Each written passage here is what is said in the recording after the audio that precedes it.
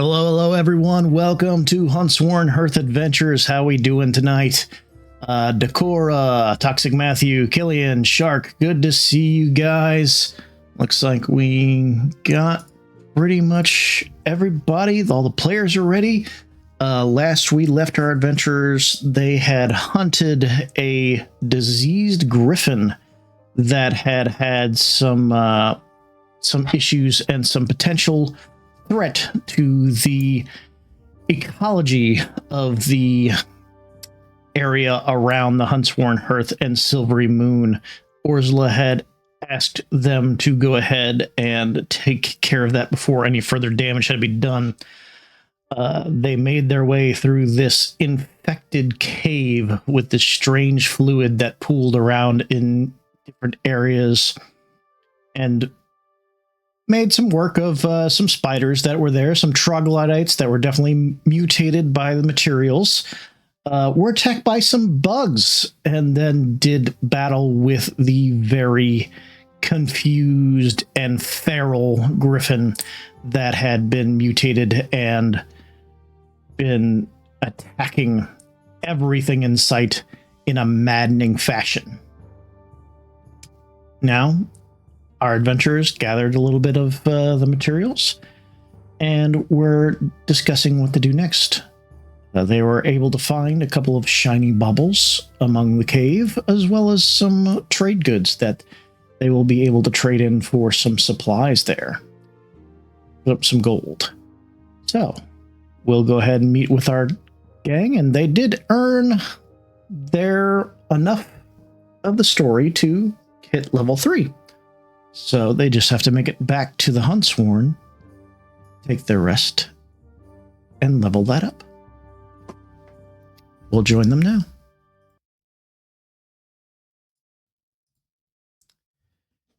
Heyo. Hey, gang. All right, stream is live. Hooray. How we all doing? So you guys had basically killed the griffin, found some shiny bubbles, and collected a little bit of a sample of the slime that had the strange toxic ooze that had been about in the cave. What would you and your team like to do now? We were just talking about it and thinking we need to go back to the tavern. Okay. True. Yeah, get the... But what? But that... I think we... Isn't it like midday? Yeah, it's about midday at this time. Umbra, you had something you wanted to say? I was just saying, like, probably head back to the Hearth, inform Ursula about, like, hey, we found the place. Cave is still a bit messed up, but we, like, dealt with the griffin, that whole thing, like, mission report, figure out if there's anything else that needs to be done, and also from there probably see about working on the bandits, because we probably have to path through the Hearth to then make our way probably to Silvery Moon to see about getting more information on that. So Silvery Moon is on the way, because y'all had basically traveled past Silvery Moon to get to this cave here. I'll bring it to the map. So we could probably stop in at Silvery Moon, get information. So then y'all did actually ask around last time at Silvery Moon for information about the only thing that they could tell you was that they were having attacks in between Silvery Moon and Sundabar, as well as some attacks on the river. So they didn't really have too much more information than that. Someone had suggested that maybe you run with one of the caravans that are going through, and you would potentially, be able to earn a little money and potentially run into one of these bandit crews to be able to catch some more information.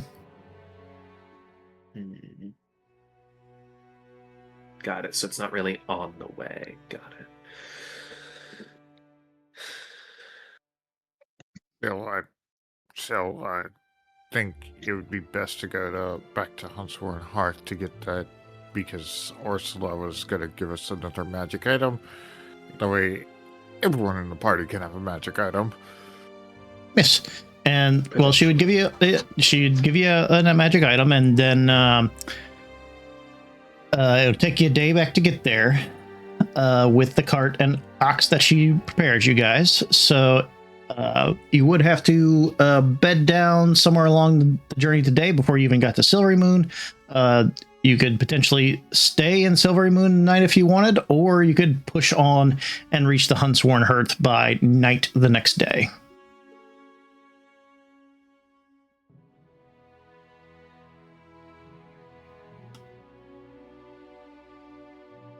So, do you have some money from the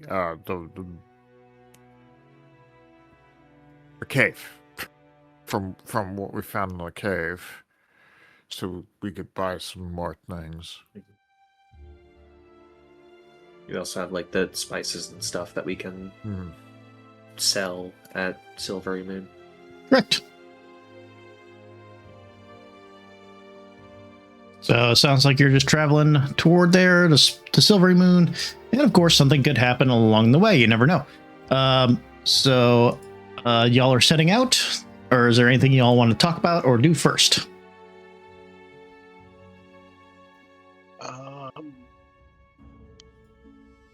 Short rest, so we could at least use some hit die. All right. As you recall, it is probably unhealthy to do so within the cave, so you might want to go back to the cart first. We can probably do it while we're traveling on the cart, because we're not the ones really moving or doing anything to exert ourselves. I would say in order for everyone to get a short rest, then you would have to kind of circle the wagon for an hour, because, you know, guiding the animal and making sure that you're being perceptive and everything like that does take some wherewithal, right? I don't think I need. I'm full of health, and I don't think I get anything on a short rest, so I can guide the animal while everybody else is short resting. All right, sounds good. Just in case something happens.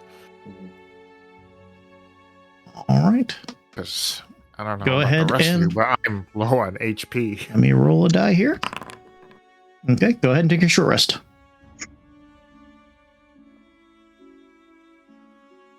Why didn't it allow me to? Why didn't it allow me to roll the hit dice? What?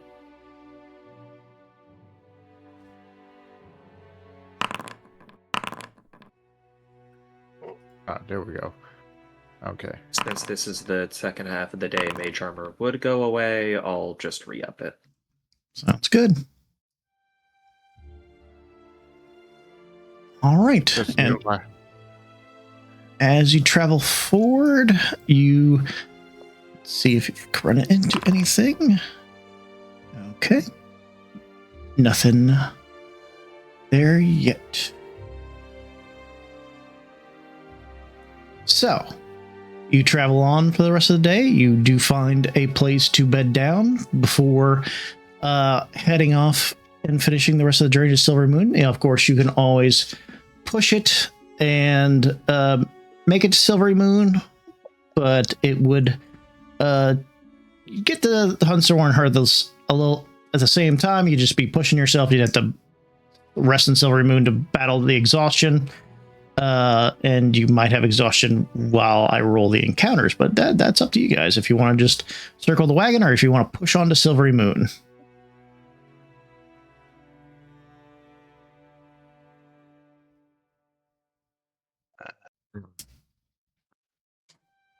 I'd say we make camp.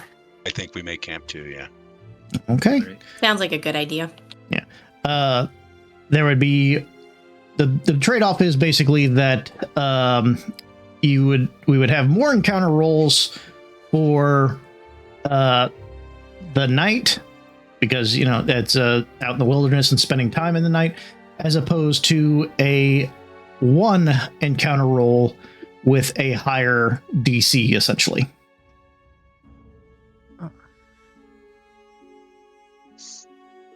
6 of one, half dozen of the other. All right. Everybody good with spending the night in the wilds? Yep, I'm good. All right. I'm not scared. Who is taking our first watch? I'll take it. All right. Give me a perception check, please.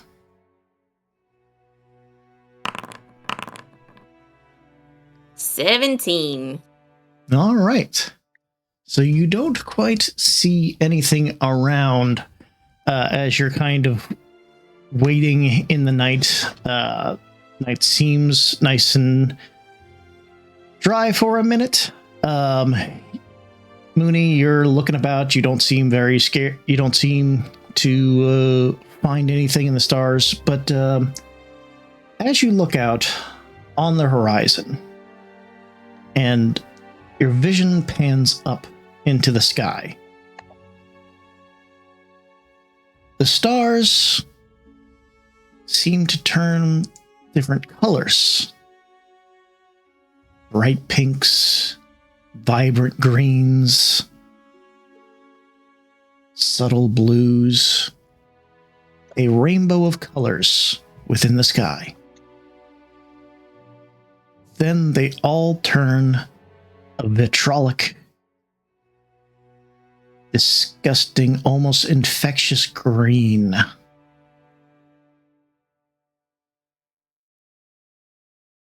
And you just hear...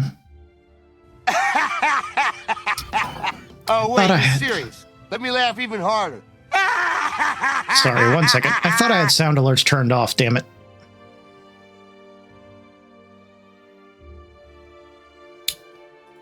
But look, I made you some Sound alerts are not supposed to be on. They're supposed to be disabled.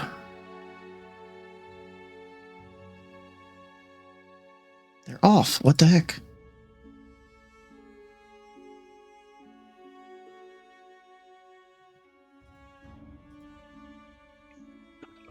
Yeah, guys. I'd appreciate if you didn't use sound alerts during the D&D sessions, because it does break my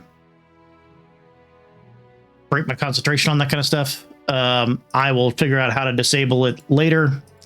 I thought I had figured it out. Apparently I didn't. Anywho, as you're looking at the sky and these no problem, Safana. I understand those. But the rest of it should, yeah.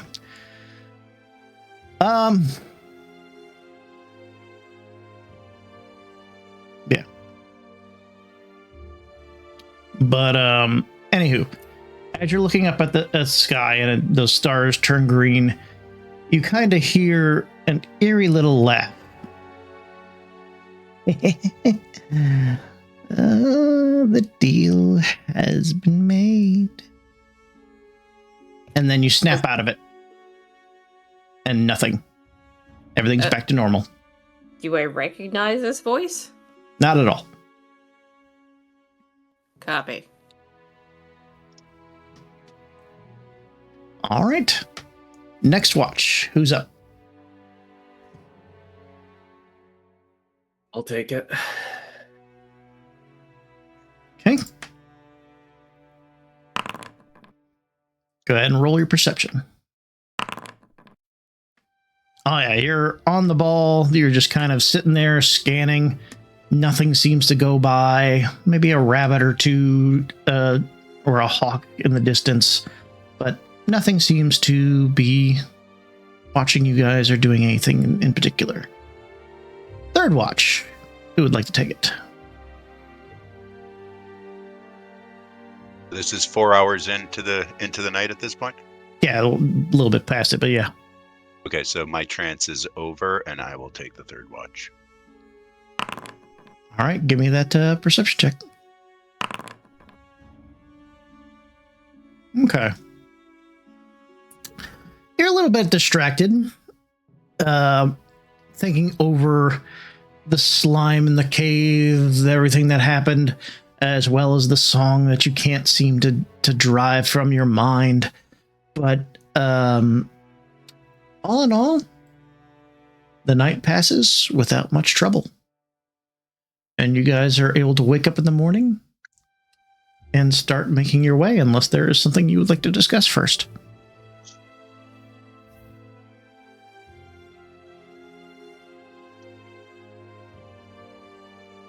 All right, I'll take that as a no. So you guys make it through Silvery Moon. The town is bustling as normal. Everyone seems to be going about their normal day. The bards are singing in the court squares. The folks are going through the different stores and storages. And you're able to find some place to sell those spices, so you're more than welcome to, at this time, exchange them for the gold value that I had set. I don't remember the gold value you set, and then I unfortunately forgot to put that in the... It was either like 250 or 350 or something like that, I think. Yeah. I put the weight, but I did not put the coin amount. I apologize for that. 18 gold. 18 gold. All right. I will add 18 gold to this. Let's see. Wait, the spices were only 18 gold? Yes. They were like 250 or something. No, you had found 275. You had found 272 silver. And then the spices were worth 18 gold. Okay. That would mean the total value of the party loot that we have is 465 gold pieces and 2 silver pieces. Hmm. Let's see. Split amongst 5 is 93 gold each. Okay. Nice. The shops are open. There is nothing particular new in the stores at this moment, but you're welcome to see if Al's got any new spell scrolls that we could roll for, or if there's anything in the stores that you would like to go pick up. By all means, let me know.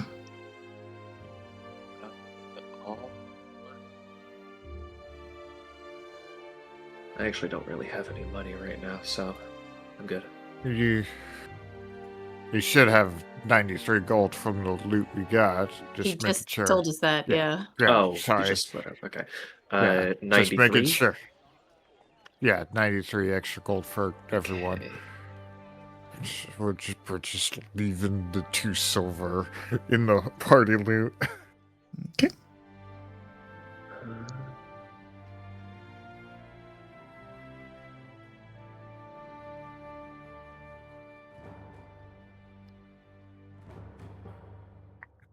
All right. Well, I would want to buy some more healing potions, because it looks like I might need them in the future. Okay. Let us go over to, and I will open up the store for that. The Mystic Garden. Y'all had bought a good bit. They are out of the healing mist bottle, and they don't have any greater. They have 1 superior and 9 common available.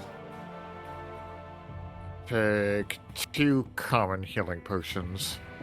All right. If you remember to do that, go into the store and select purchase for those items.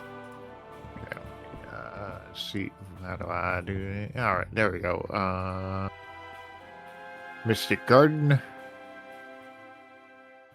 Okay, potion of healing.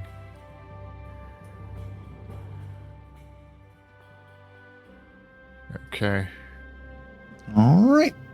You wanted 2, correct? It's not letting me. I can edit It's it. not. Wait, that's weird. It's not letting me buy them, but yeah, it's easily edited. Yeah. It makes a request for me to accept or not. Oh, okay. Okay, so it's added to, and yeah, it subtracted the amount of money. Okay. 2 healing That's weird potions that I have- purchased. Yep. See if Al has another false life scroll. Another one? Not right now, kid. But I can get you one the next time you roll through. That's not a problem. Very well then. I'll just get a healing potion.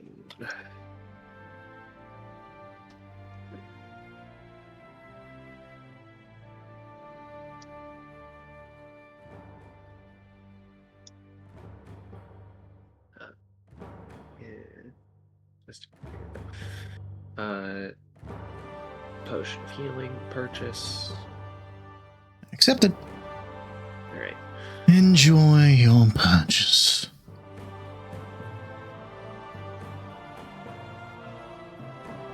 All right. This one. Anyone else? Declare. I cannot remember how to access these stores. So you go Go into the journal, and in the shops tab, you just click on any of those shops, and it'll open them up.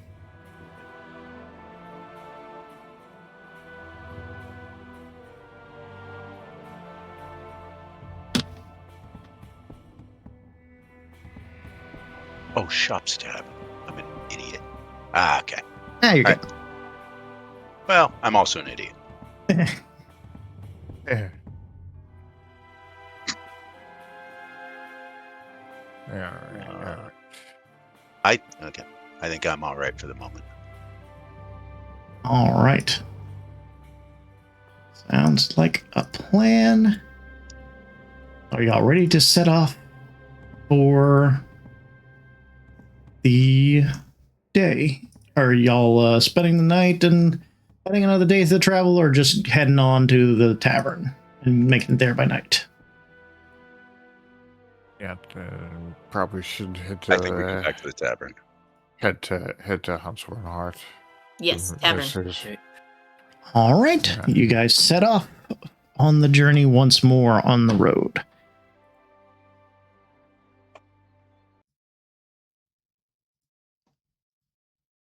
It takes you the day to get over there. So we just have one roll we have to Make make. sure to re-up mage armor for today. Sounds good. Yeah, All right. I might should keep track of that myself. Y'all are able to make it to the HuntSworn Hearth without much trouble. Let me go ahead and open that scene as you pull the cart into the area.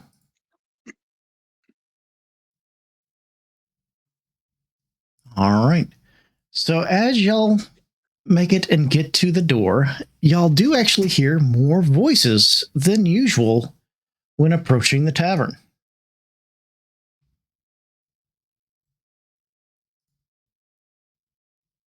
Do we recognize any of these voices? Nope. Sounds new.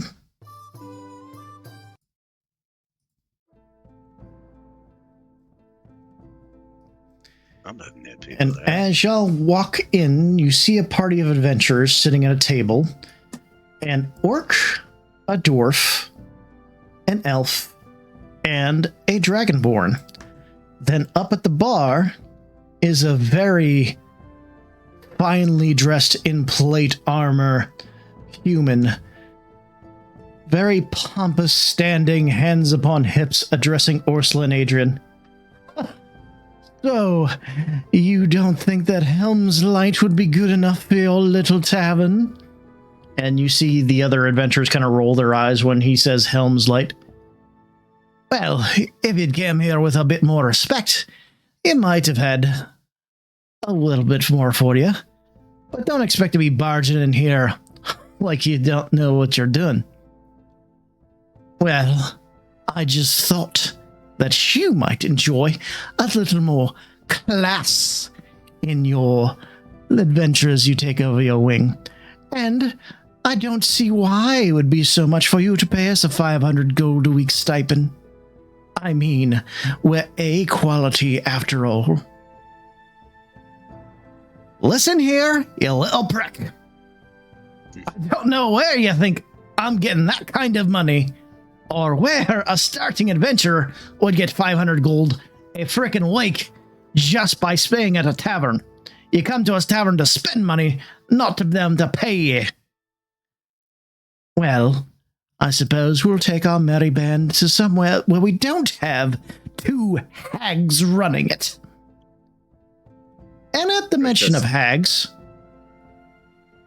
Buddy swoops in. His eyes are glowing with anime-style light as he grips the front plate armor of this guy's chest. You hear it crunch in his fist, and he straight up throws this guy through a window.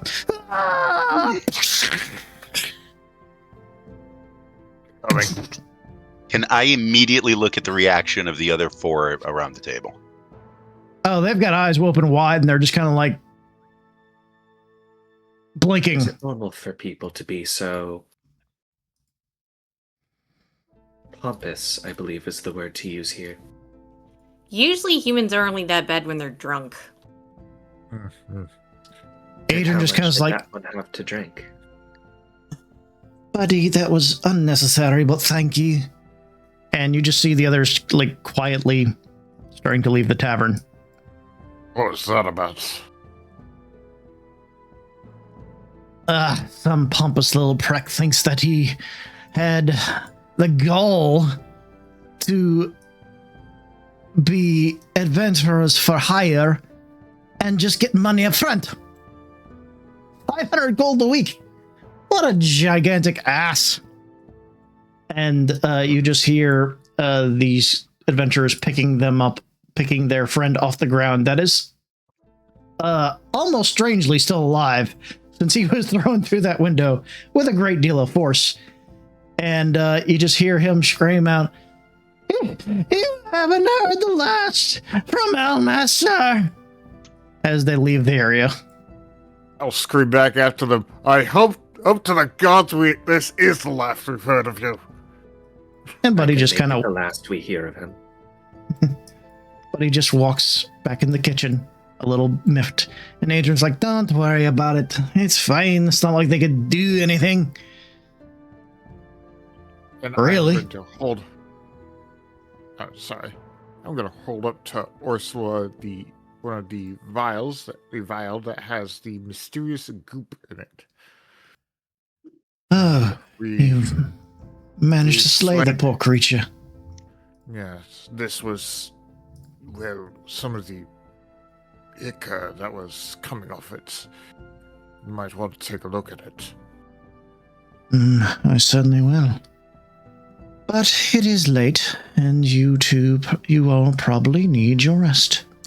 So, let us get you some food, and let us get you to your beds. I thank you for the service. Now, as for your payment, I will arrange for that to be brought out, a selection of items from my chest tomorrow. But eat. Get your rest. What's for dinner? What would you like, dear? Well, I don't know. What are you good at cooking? Almost anything. But I'll arrange for a nice slab of pork with some mushrooms on the side. How does that sound? Oh, I love mushrooms. Yes. Well, we'll have that out for you soon. As Ursula makes her way into the kitchen with Buddy, you hear a slight little slap from the back room. And a sorry, Mom, before they get to cooking.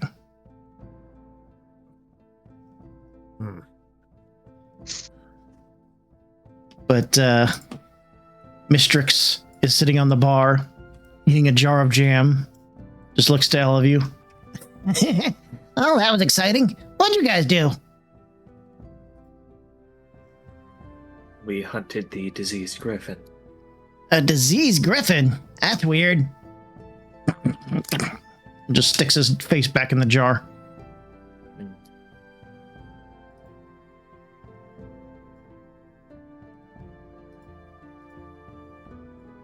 Okay. Husky cut out. Husk? He got dropped. Oh no.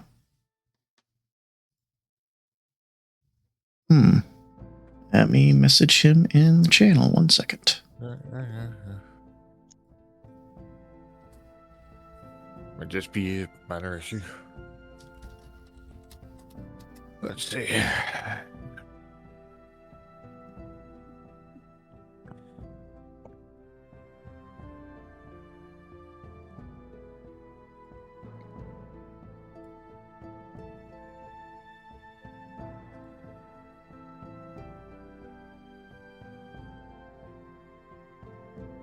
He's typing.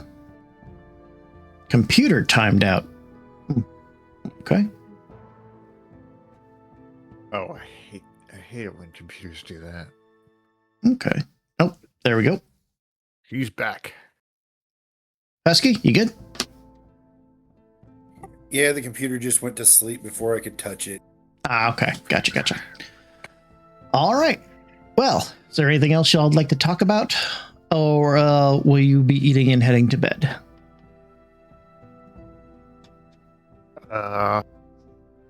Varange will be asking very boring questions to Umbra about the state of themselves. Like, What would are like you to know? made? Are you made of shadow? Do you control shadow? I am, to the best of my knowledge, made up of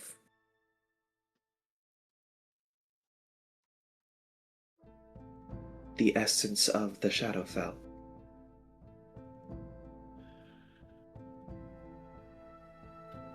So, who gave you sentience? I do not know. Yeah, I was brought into being by some manner of cult. What would I know about the Shadowfell? Make me a history check. Sure thing. Ooh, Okay. 22. Yeah, pretty good deal about the Shadowfell. The Shadowfell is a part of the Feywild that is kind of the darker side of the Shadowfell, and also a place where it's kind of a side realm to the Feywild. They border each other. The Shadowfell is the darker side, and it is also a place where souls tend to go to before making their way to rest. From what I heard, the Shadowfell is like a passageway from life to death in the Feywild. So, perhaps you're possessed by a soul of someone who failed to pass on, and that's how you are sentient, or perhaps some powerful being in there gave you sentience, because I can't imagine a cult would have that power. Not one on the material plane, anyway. I do not know. I simply am what I am. Well, hopefully we can find out. The cult seemed to believe I was some other figure. Some Lady of Gloom, I believe, is the title they had given me. I do not believe I am what they were trying to summon. I don't know a lot of creatures from the Shadowfell, but I am aware there are some unpleasant beings there.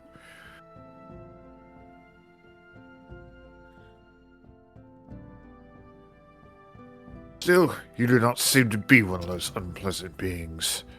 Just someone trying to live their life and, like anyone, try to understand their own state.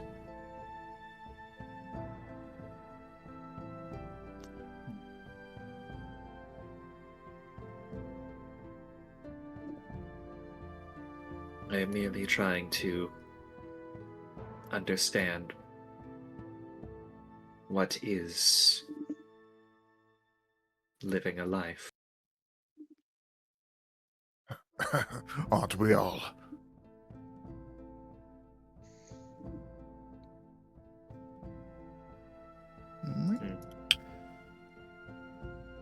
All right. Anyone else have something they want to talk about, or will we be resting for the night? Shade will be resting. Oh, All definitely. Okay. So Ursula brings you guys out a lovely honey-glazed pork chop simmered with mushrooms and a butter sauce. Really lovely, really heartwarming and filling. That almost makes you want to immediately go to sleep after eating it. And once again, you find yourselves in the very comfy and very opening, very warming and homey beds of the HuntSworn Hearth as you drift off into the night. Umbra, as you drift off this night, your dreams, don't know if you typically have dreams, but there's a strange kind of presence that you feel. And you open your eyes to find yourself surrounded in mist.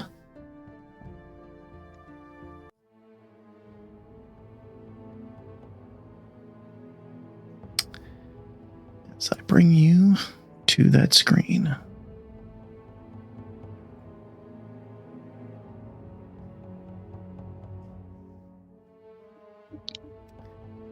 You suddenly find yourself seated at a very large stone table on a nice little dais, surrounded by these strange, vibrantly colored flowers in a field that you can't really see too much of. The edges are surrounded in this blue mist that falls away to darkness.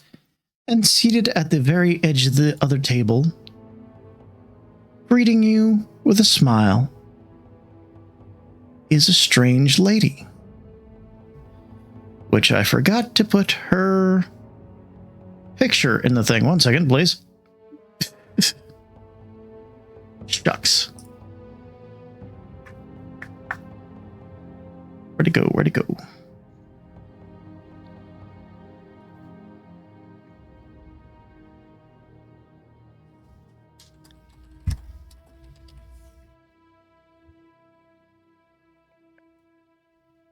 Bear with me, bear with me.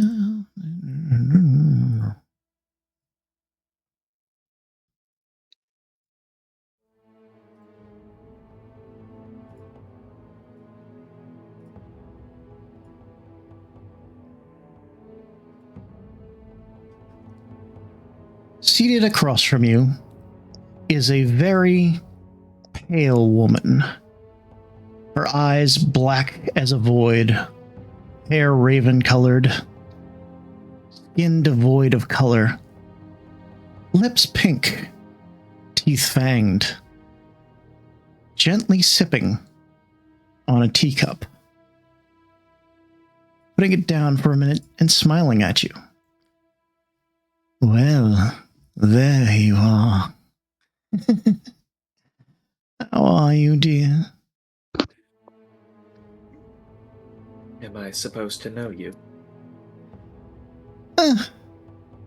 Well, I am you. So, well, you were supposed to be me. Anyway, But maybe you still are. Oh, it's so exciting, isn't it? I thought you were lost to me. But there you are.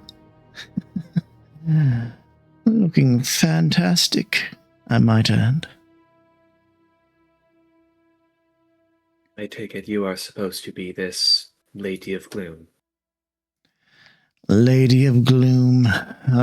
What an unimpressive title. Surely they could have come up with something a little better.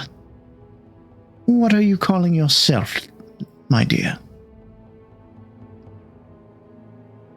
Umbra. Umbra. That has a little kick to it. I like it.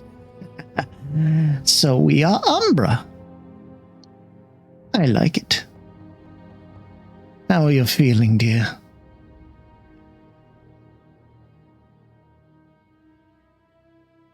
I do not know how to answer that question.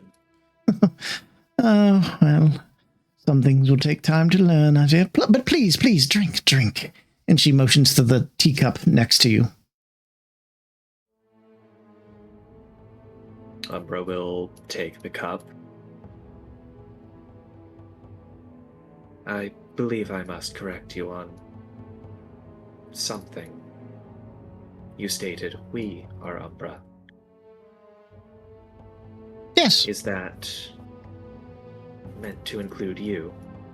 Well, of course, dear. I'm you, you're me. We're one and the same. But you are not me. I know this must be confusing for you, but I assure you we are.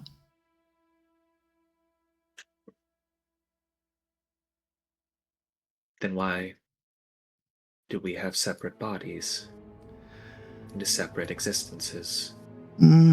So many questions, so curious. Enjoyable.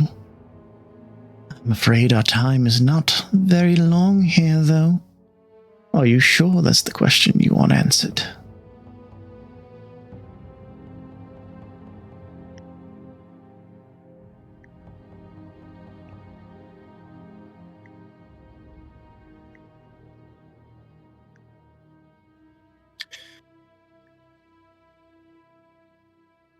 You seem like you would fit right in with that cult.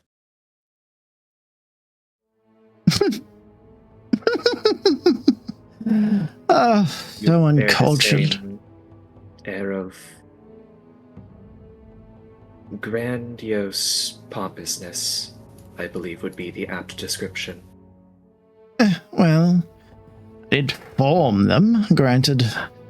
A little bit of pervasiveness and promises of power and wealth and all those things does poison the hearts of men so much.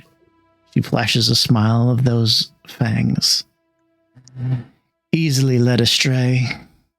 So easily fooled. It's quite easy to get what you want, as long as you know which buttons to push. Umbra's gonna take like a light sip of the drink. The drink almost has no flavor to it. It is a black, swirling liquid that you sip upon. And it just has this subtle hint of a flavor that is hard to describe. It's almost like a faint, let's say licorice kind of taste. But drinking it, you suddenly feel a certain swell of energy that you haven't felt before. You feel your powers gain a little bit stronger. You feel more in tune with the shadows as they kind of bend and shape around you. The shadows underneath the table, the shadows that are behind each of the flowers. You feel them. You can sense them. They quiver a little bit at your will. But I'm afraid that's all the time we have for now, dear. Hopefully we'll have another talk soon. Do get stronger, though. We'll need you stronger once we're one. And she sips her tea. What name do you go by? I told you, my dear. We are Umbra. And what As did she you go by before that? As she laughs, the clouds start to roll and consume as just that smiling face disappears in the mist.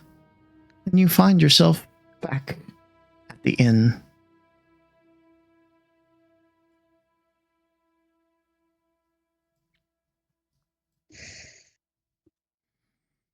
All right, gang, let's roll initiative.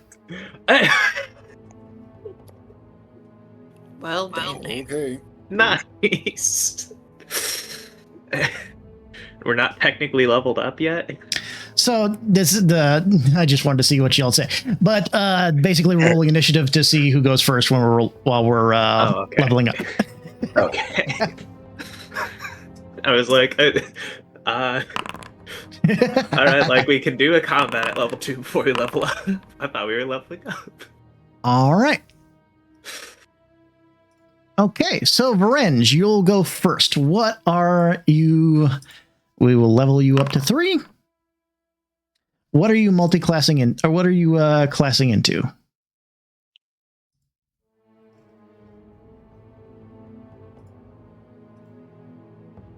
You are muted.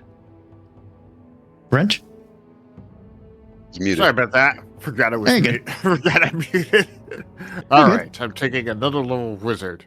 All right, I'll hit the level up button. All right. Which subclass are you taking? Yeah, obviously Blade Singer. Okay.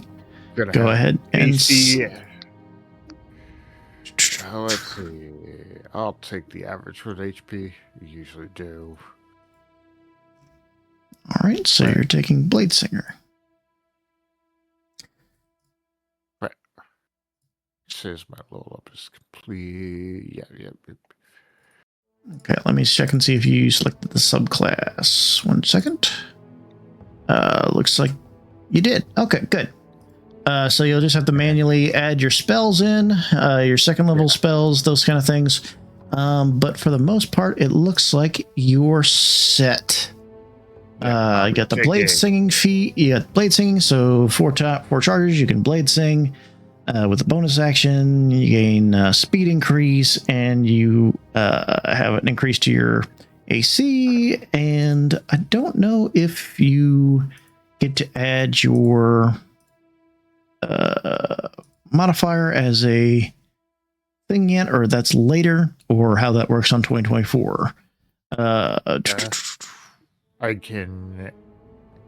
All right, you can use your intelligence modifier for attack instead of strength or dexterity, basically. Yeah. If I'm blade singing, at least. Yeah, so that might take a little bit of tweaking on your actual attacks, but we will be able to do that just fine. Or we'll just have to remember that. All right, so feel free to pick your spells. Is there any spells that you need help with importing? Nope, I've already imported the 2 spells I've picked, Shadow Blade and Mirror Image. All right, good deal. Okay, so next is neutrality. So since yours is not in the list, I don't believe, let me double check right quick.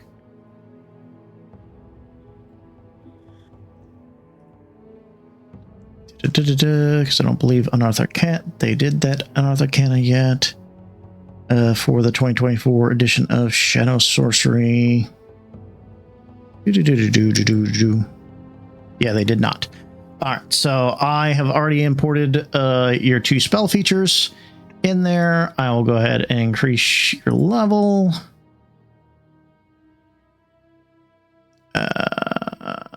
Confirm. Will you be taking the average hit points? Yes. Okay. All right, you're leveled up, and did it add the spells? No, it did not. Okay, interesting. Yours is going to be a little tricky. Tricky.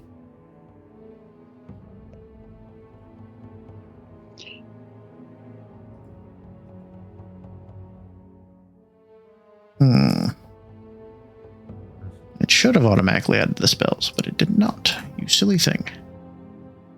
Bane, darkness, inflict wounds. So that trace. Okay. All right. So I got the standard Shadow Sorcerer things on there. You gain the Eyes of the Dark, which allow you a dark vision of 120 feet and blind sight of range 10 feet, and you can see through your own magical darkness. Do you get another meta magic spell, or is that later? That will be later. All I right. only get another couple meta magics at 10 is my next Right. thing that I can get meta magics at, and then it's 17. So it's like. And did you have an idea of what spells you were going to pick for the level? I was gonna pick up Misty Step and Tasha's Mind Whip. Misty Step. Tasha's Mind Whip. Of course, it's Tasha, so it's not going to be in there. Okay, I got to go back into the importing tool. Tasha.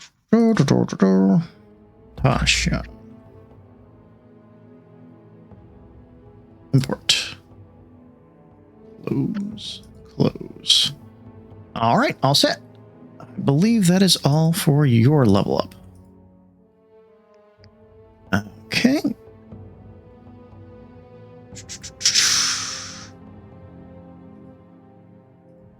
All right. Arendelle. I will be leveling up in Bard. Okay.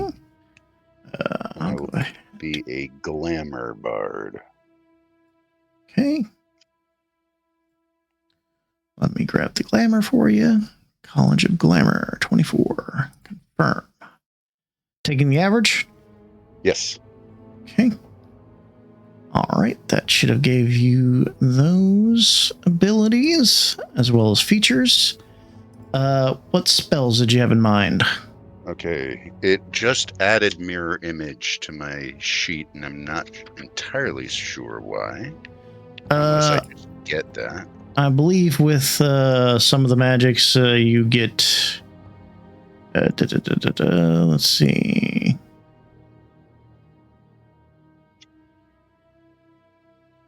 Where is the subclass?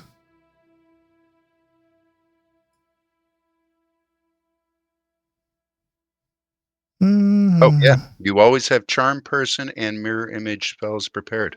Yep. Nice. Okay. I will be dropping Comprehend Languages. Okay. And adding both Aid, and if I can, from Fizban's Treasury of Dragons, I'd like to add Nathar's Mischief as well. Aid. Let me take a look at that one. That's not one I'm familiar with. Nathar's Mischief. Nathar's Mischief is pretty good. You fill a 20 because you have a Fey Draconic Magic, roll the Mischief certain effect, produce it, and roll again at the start of each turns. You may. So it does a different thing every turn? Wow, okay. Smell of apple pie, since to be charmed until your next turn, because be blinded. Each creature must be saving throw. Grab some lessons. Okay, it's a gamble. I like a gamble. There we go. Yeah. There you go. All right. Let's see. And you only get the one extra spell at that level? I get if I'm dropping. Yeah. I get a total of 6, not counting Charm Person and Mirror Image. So when I drop Comprehend Languages, I can pick up both of those two. Gotcha. Second level. All right. Nathar's did not show up on my sheet. Showing up for me. Let's see. Is your token not attached to your character sheet? Am I silly Billy? Aid No. showed up. Try refreshing. It should be in there. Once it's there, then I'm all set. So Okay. feel free to move on. Let me try long resting you, because you got some Oh, I didn't long things rest. listing. So Okay. Well, that should fix you up. The Husky Ninja. I believe you'll be trying out my custom subclass, correct? Yep, going surgeon. All right. Let's level you up. Level 3. No. Taking the average. Yep. Okay. And then from the compendium, we grab. See one, the subclass. We're grabbing the surgeon.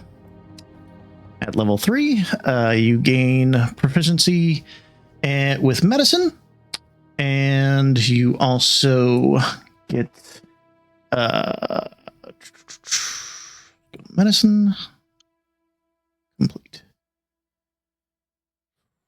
You get proficient scalpel, so with the smallest of things, daggers, sickles, and darts, you can add your proficiency to damage rolls with these weapons. Pen knives and scalpels count as sickles for them. So you get to add your proficiency bonus to the damage on your weapons, which will take a little bit of fine-tuning.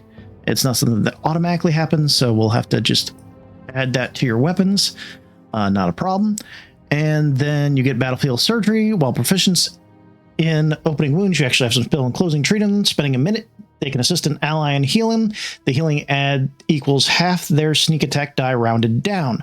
They can use this ability a number of times equal to proficiency bonus per long rest. So you have some ability to heal people outside of combat, along with your healer's kit. So you've got plenty of options to heal people. As a rogue. Who needs a cleric for healing when you got the rogue? Very good, very good. All right, and then we have Mooney. I already have proficient or expertise in medicine. Would I get a different skill? Oh, you chose expertise in medicine when you were making the character? Yeah, I'll allow that. Which it would need to be something that you already have proficiency in, however. So what would you like? Stealth, please. Copy that. There you go. Thank you. I'm all done now. All right, Question. Mooney. Yep, go ahead. Regarding that whole like pen knives and scalpels kind of sickles. Mm-hmm. Sickles don't have the finesse property, so they wouldn't really be able to be used with like sneak attack and stuff like that. So that's where they do. Okay, so we'll count them as daggers, but with slicing. With slashing instead of piercing. So, if you don't mind, DM, can I swap out one of my cantrips? All right, we'll go back. Let's see, which cantrip were you replacing? I wanted to replace poison spray with thunderclap. I wasn't really using poison spray. Okay, works for me. Do you know how to do it yourself? Yeah. I just All right. wanted to make sure you were okay with it. Yep. You're allowed to change out a cantrip every level. All right, Mooney, another one of our characters taking on the custom subclass of the Hagborn Druid. Yes. So excited. All right. Yeah, so I'm leveling up in Druid, taking Hagborn. So Hagborn, I have to manually populate. So let me. I just saw it didn't do that, so I'm just gonna go from there. So I'm gonna take the average on the. Do you want to populate the spellbook for this class? Yes.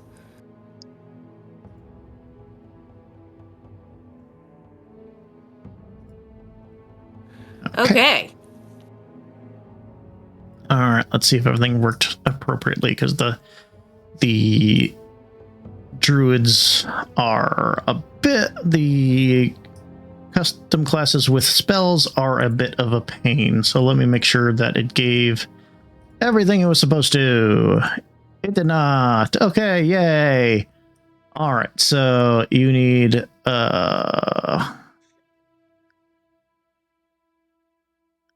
Arcanist's magical aura.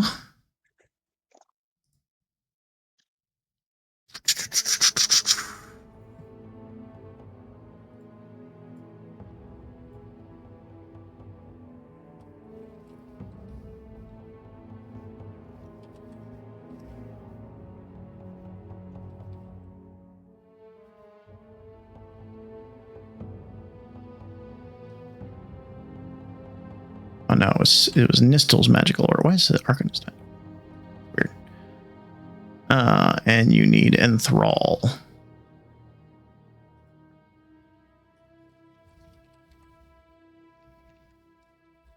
How is the form thing going to work? Am I allowed to pick from both the regular druidic forms and the monstrosities, or only the monstrosities? Only the monstrosities. You have lost the ability to transform into beasts.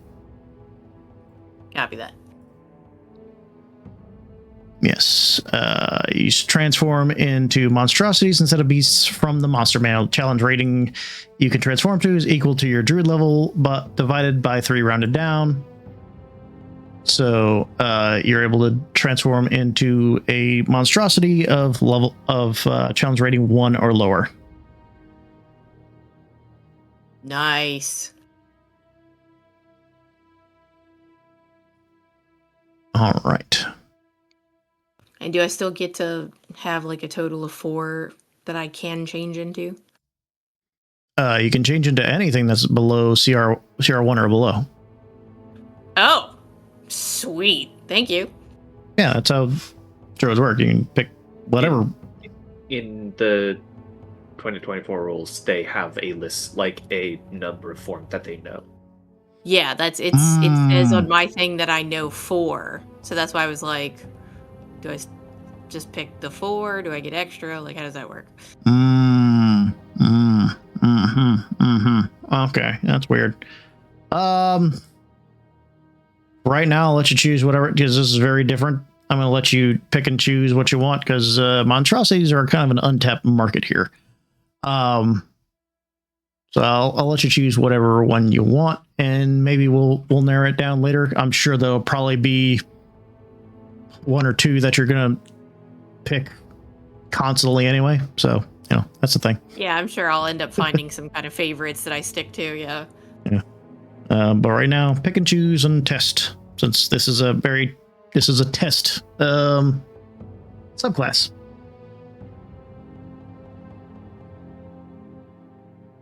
All right. I believe that is it. Let me make sure that the oh wow, it accidentally prepared everything for you, so you'll have to go in and prepare and unprepare your spells as you see fit. Okay. That is unfortunate. Did that when I imported my spells too, so I had to. Yeah, I get 6, so I'll just figure it out from there. Okay, but Enthrall is always prepared. And Nistel's magical aura. Where the hell are you? LMN. There. Edits.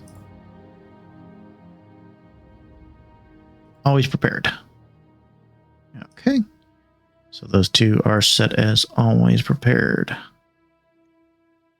So those 2 don't count against the number of prepared ones you have. All right. So as y'all wake up, y'all feel a new invigoration. Mooney, you definitely feel a lot different this morning. There is something a bit strange that you feel inside. Something's twisted almost, but you do feel more powerful. It's a strange kind of sensation. But I'll go ahead and end that initiative just to bring us out. Congratulations, guys. You are level 3. Yay! Nice. Yes. I got a free cast of Hellish Rebuke.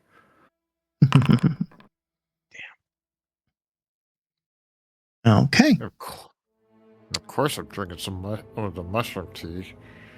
All right. Yes, Adrian welcomes you. Good morning to you. Well, you all seem a bit more chipper. That's a strange bit. I guess you guys Sorry. gotten a little more powerful, huh?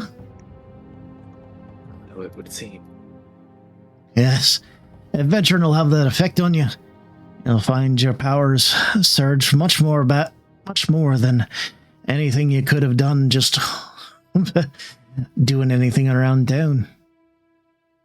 But I believe Ursula's coming in now with your goods from the other day. And Ursula comes in. She's got a small box in her hands, and she comes in with a little bit of a frown on her face. Is something the matter? Well, there's certainly something not right. She sets the box down and kind of places her hands on it. The vial you gave me was a substance that should not be on this plane. That was demonic ichor.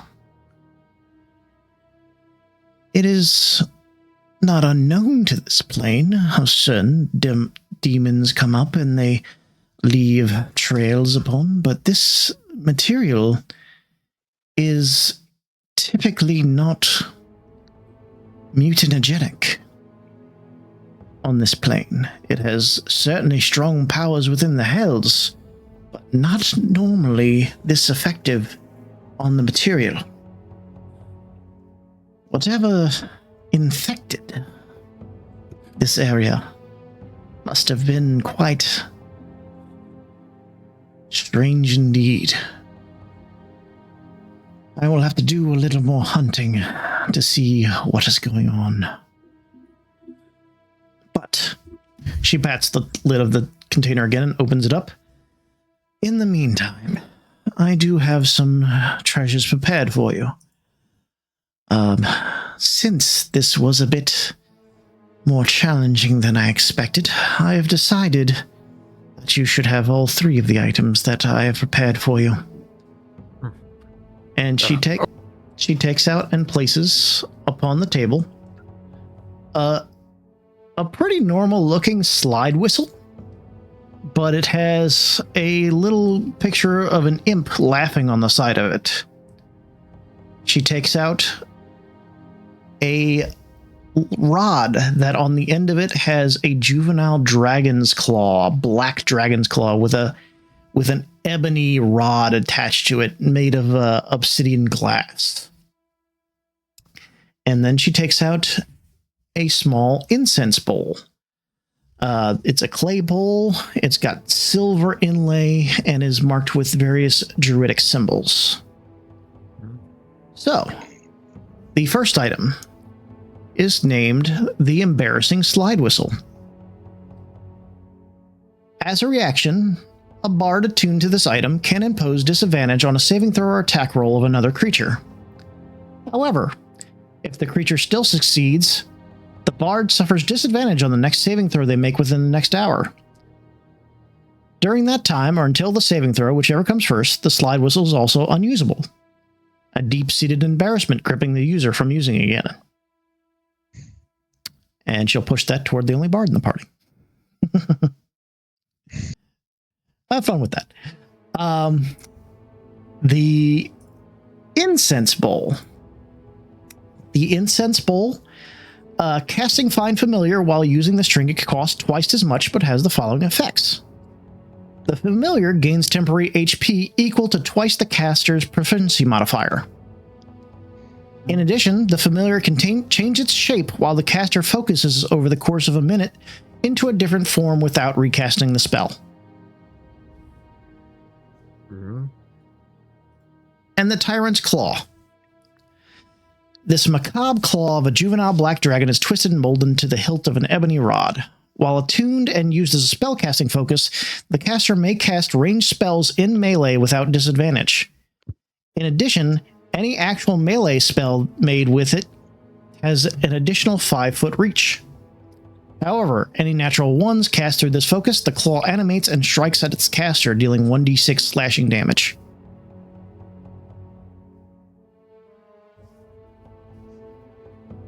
So I will go ahead and show these items.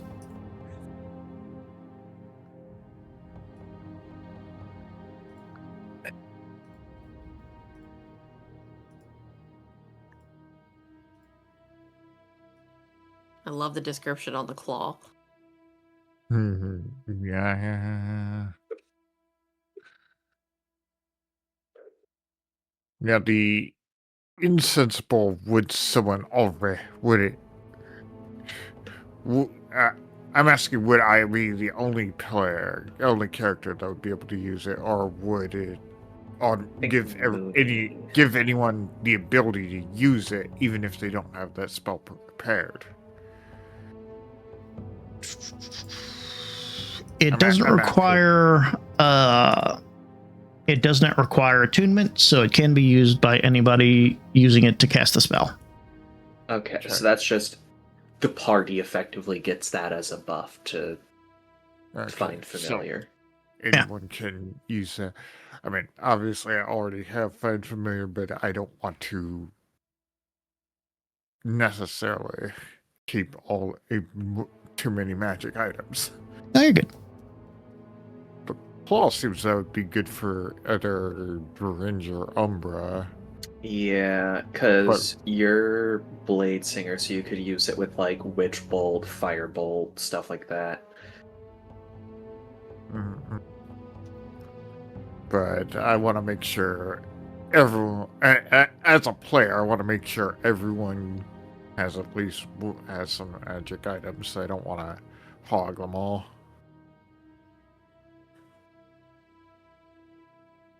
Well, I'm not going to use the bowl because even though I can find familiar, I'm not going to really be doing that. So that's up to y'all. The claw would be useful if someone does, if I am next to someone, because then I could use things like Sorceress Burst without having disadvantage, and with the innate sorcery, giving advantage on my sorcerer spell attack rolls, I have a better chance to not land on the nat 1. Yeah, so... And I would be able to, with the extra 5-foot reach, that could help with... Staying out of melee. Yeah, that can help with inflict wounds as well, because that's touch range. Yeah. All right, so you take the claw, Veringe gets the bowl, and of course, the bard gets the whistle. Okay, very well. I'll take the bowl. All right, I'll put those into your inventories.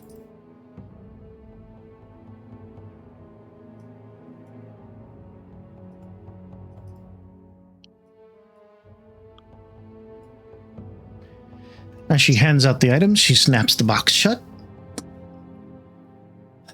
Well. Oh. Sorry, Veringe wanted to inform her of the other creatures that we saw that were also affected by the demonic ichor. He's not sure if the mushrooms were affected, but he thinks they might have been. He is certain that the spiders were in the early stages. The spiders and the troglodytes definitely were, though the ooze seemed to be unaffected. Yes, the demonic ichor has various effects on various different things. Thankfully, it cannot be spread from creature to creature. The area was probably affected, and I will have to have that area cordoned off. The cave will have to be quarantined until we can have it purged. I will alert the god of Silvery Moon, the spell god. But that does mean that there is Griffin would not be the cause of this. So I will have to find the actual creature causing this affliction. I may call on your aid again, but I thank you for the job you've done so far.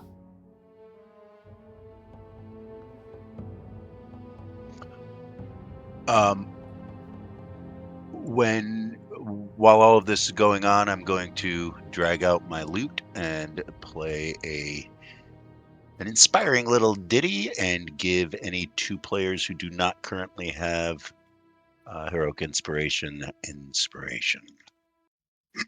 I still have mine. I don't know who else has it. I don't have it. I have mine. I'm fine. Don't have mine. So Umbra and So- Varenge. Okay. All right. Well, with that little piece of unfortunate news done,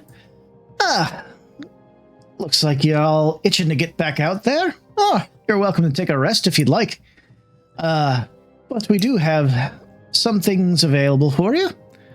The bandits are still an issue. And then there is a problem with a bit of a theft. It seems that someone has nicked some of our special supplies. One of our regulars may have came in and taken some things that should not be out and about on this this area. They're things from the Underdark, and we have no idea how invasive they'll be if this moron decides to try and cultivate them. We have ways of keeping things in check. Some of the mushrooms that we grow here are somewhat dangerous in the unprepared hands. But it seems that someone got a little sticky-fingered while me and Ursula were otherwise occupied. And she gives a little wink, and Ursula just kind of, looks away. So, farmer. Shit, what was his name? I lost my notes. Where's my notes? We don't really know what his real name is. People just call him Mold. Farmer Mold, he comes by here once in a while, but apparently he nicks some of those mushrooms. And we're a bit worried what he might do with them. If he starts to cultivate them, they might go a bit out of control. They are Underdark mushrooms after all. We're not actually sure what they may do if he gets one of his special little ideas to crossbreed his mushrooms again. So, we have that, and we have the banditry issue. Now, Mold lives somewhere back in the forest. He's a bit of a recluse, a bit of a hermit, so we don't exactly know entirely where he is. You might have to do some little bit of hunting around the forest to see if you can find him. And of course, for the bandits, with them, we believe that they are still attacking the transports between the 2 cities. So, if you're willing to take on one of those escorts, you may run into them and may be able to gain some more information about where they're coming from if you go along with one of those escorts.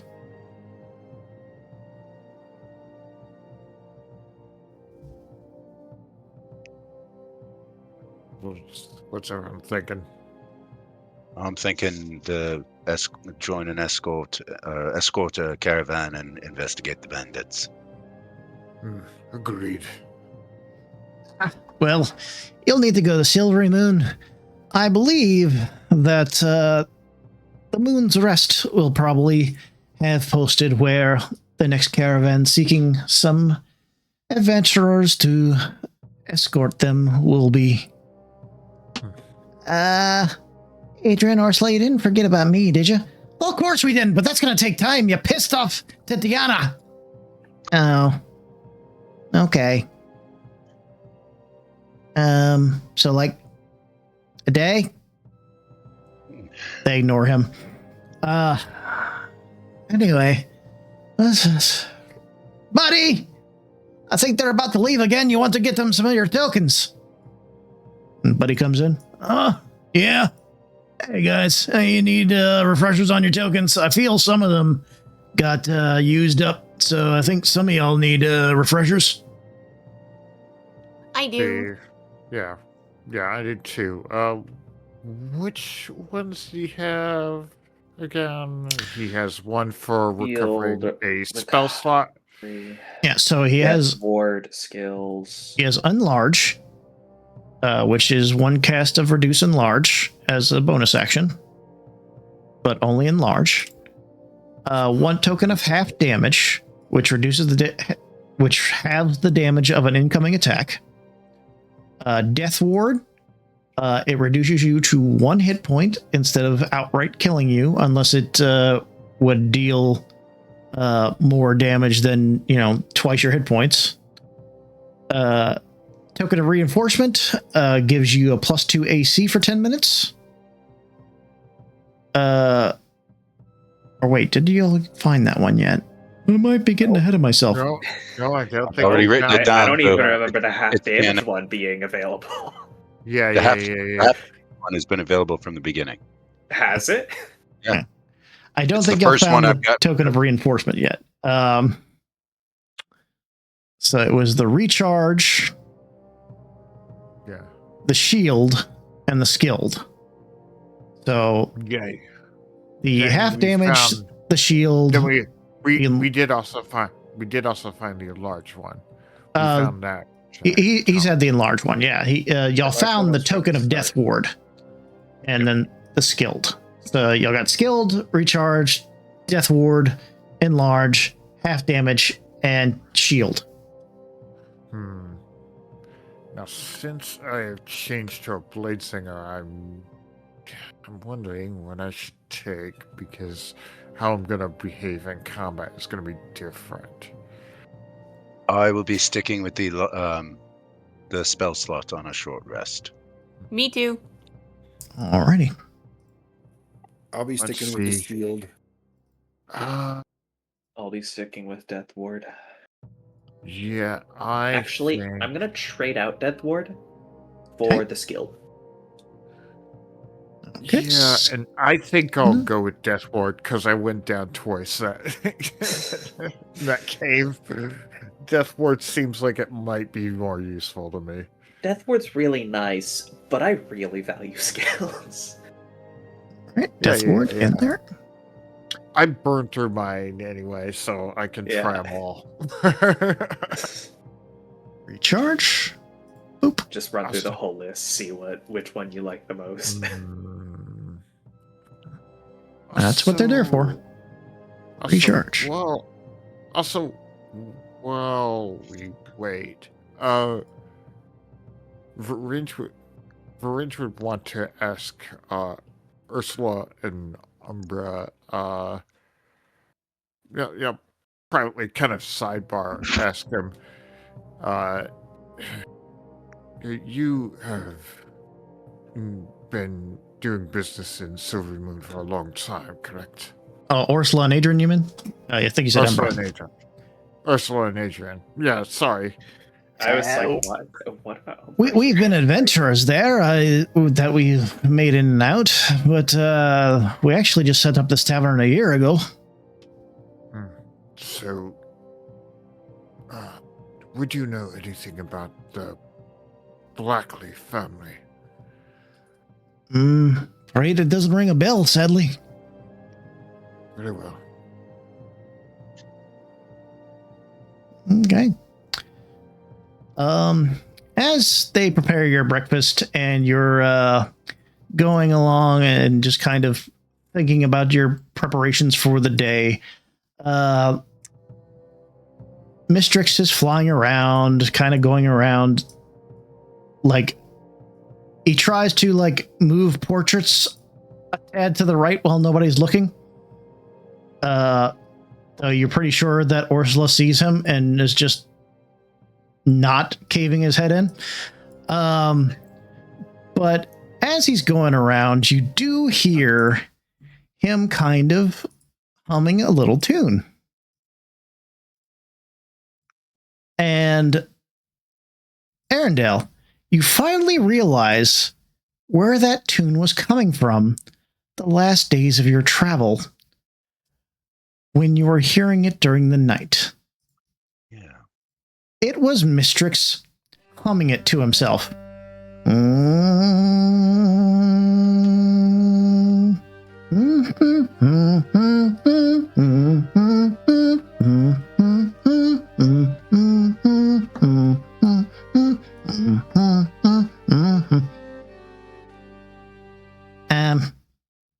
You all right?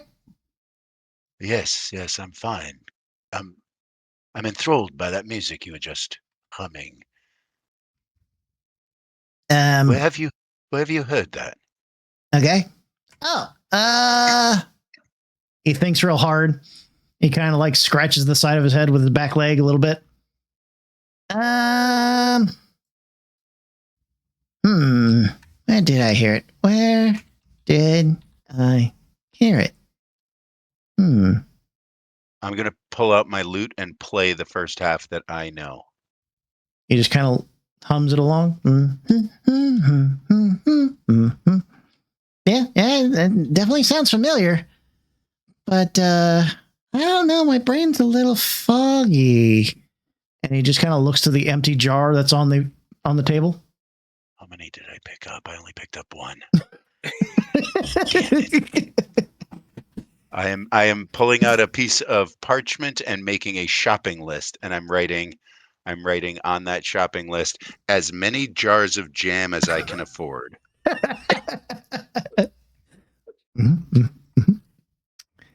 Yeah, I just don't know. Where did I hear that song? Ursula, Yes. do you have any jam for sale? Have any jam? That's a strange question. I know. I think that one must have eaten it all, actually. Oh, you little bastard. All right. Thank you. I will. Thank you. Mistrix. Yeah. Do me a favor. Uh-huh. Stay safe until the next time I see you. Ooh, ominous. Okay.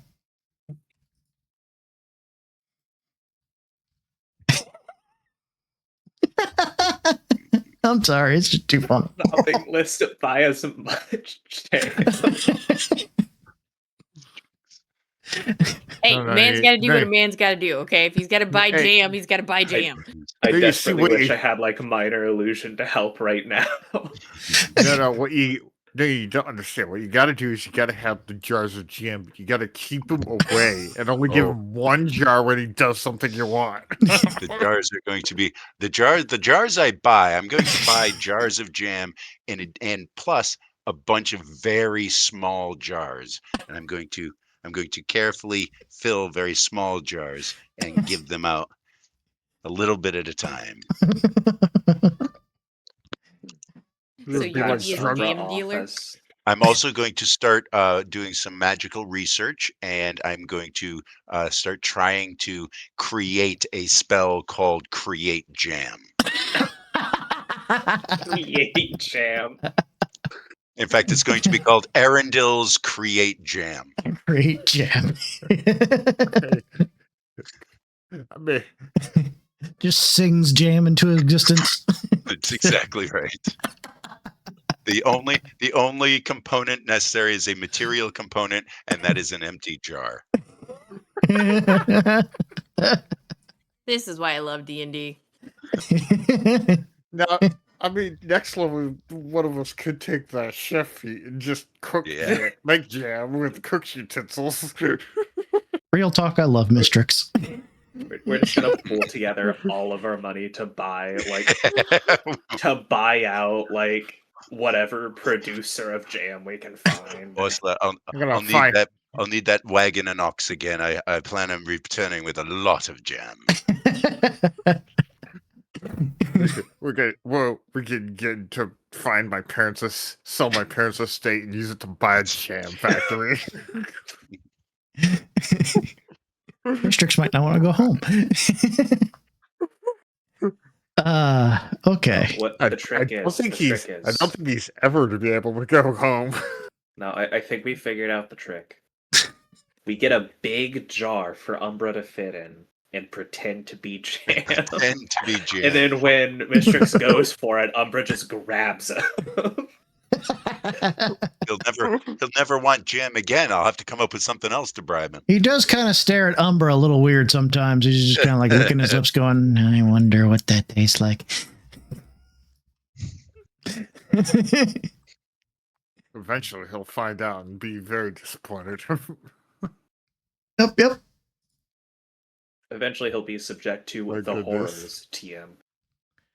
Yep. All right, gang.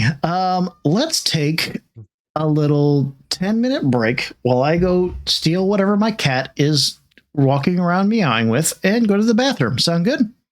Sounds good. All right, little Yeah. 10-minute break.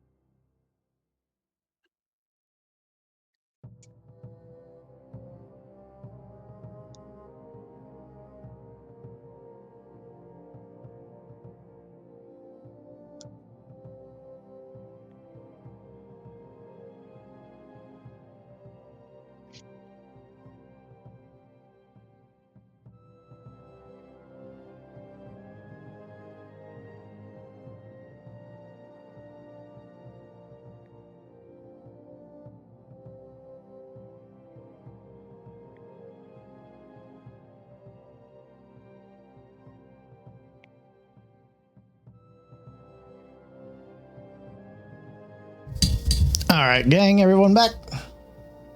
Yep. Yep. Yes, sir. I never left. Gotcha.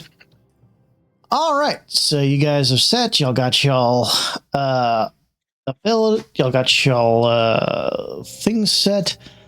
Ursula states that she will allow you guys to continue to use the oxen for the cart for now. Just keep in mind that she doesn't really have a replacement for the oxen if something happens to it. I don't know if you'll have any other things in the cart that you're planning to sell. Let's see. Or if y'all were just using it for travel. Well, we were mainly using it just for travel. Yeah.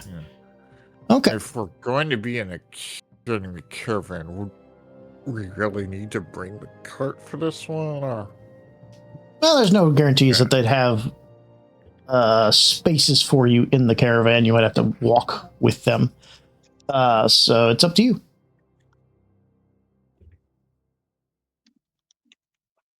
I mean, it's up to y'all. I fly. Yeah. Yeah, probably would be best.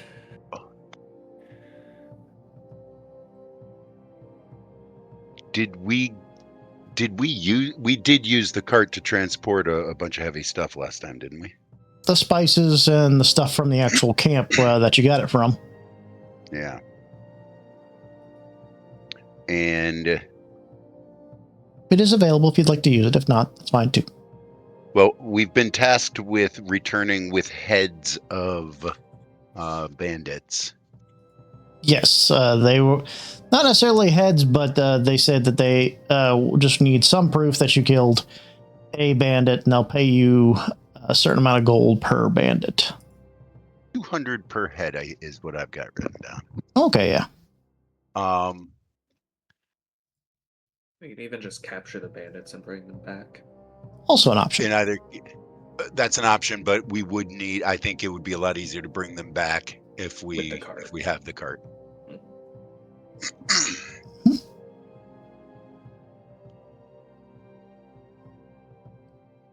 All right.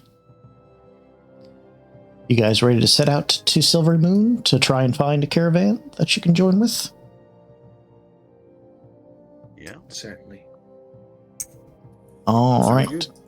So it just takes you a day to get to Silver Moon these days, so it just have to arrive there by night. Let's go ahead and see if anything happens between then and there.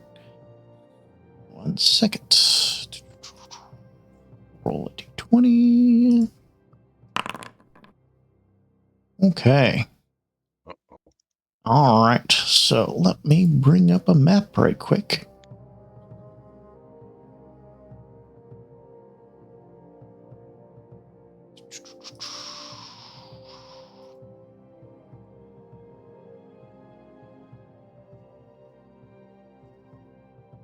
All right. So you are traveling along the road, and as you're coming through, you notice a couple of livestock that seem to have gotten free for a minute. What you're seeing on the road is chickens and a cow. A little strange for them to be out by themselves, but other than that, they just seem to be normal animals. Until they turn to face you and start walking towards you. There is something deeply wrong with these animals. As one of the cows turns towards you, you see that its eye is blown out on one side. There's this purple substance crawling around it. And as you get a closer look out of it, you see these purple tendrils suddenly start to swirl out of its body. Let me just grab those creatures and put them on the map. Fun.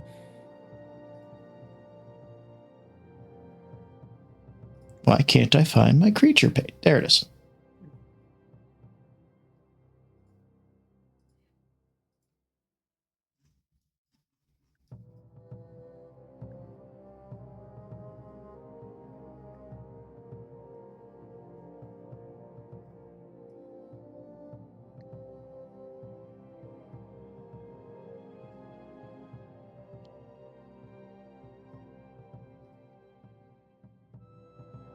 Horrible.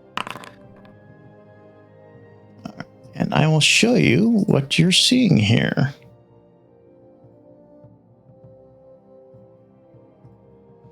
And similarly, the chickens start to caw. But what comes out of their mouth is not sound, just a swirling mass of tentacles. Oh, that's Oh, mold. Okay, I see. Oh.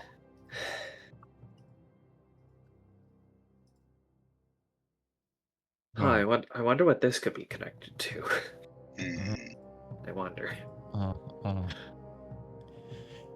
And we will start an initiative. yeah.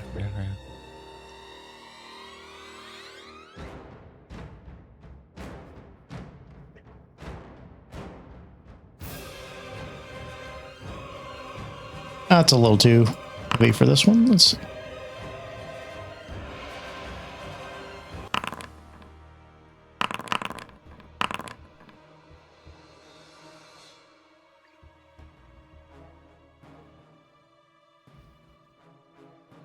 All my NPCs. Good stuff, good stuff. And let's see.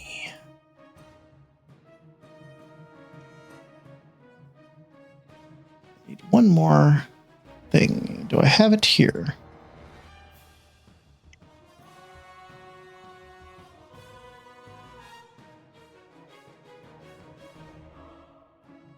No, I do not.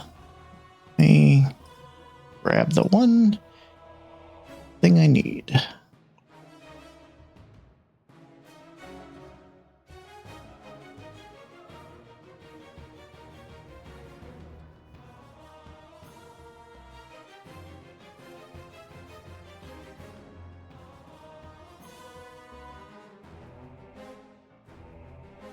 There we go.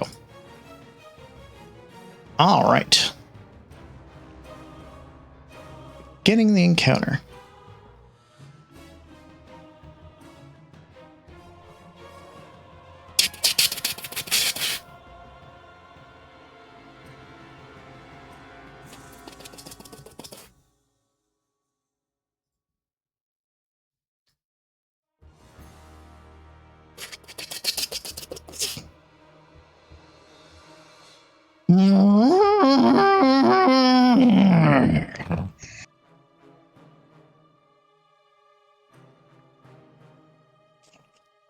The cow starts stumbling a little bit as it approaches.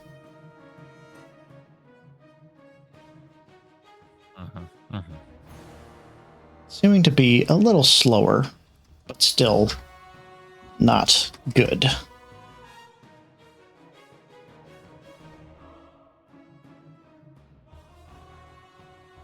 Where'd you go? There you go. There you are.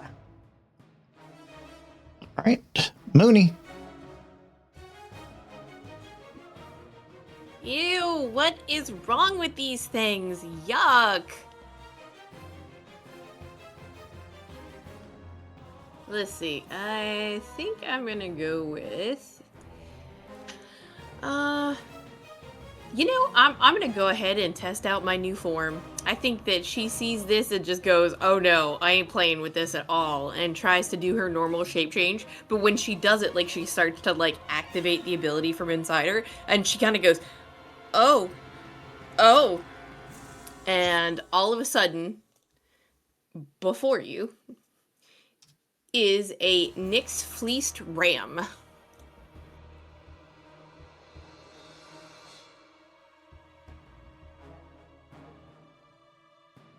Nyx Fleeced Ram.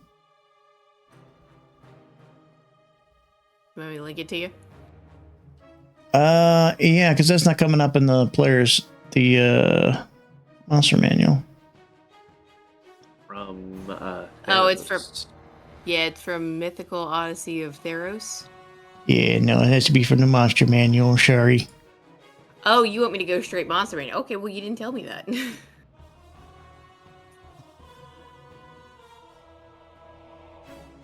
Well, then I guess it's Death Dog time.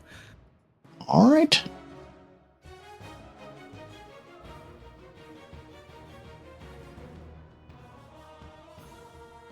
Death Dog.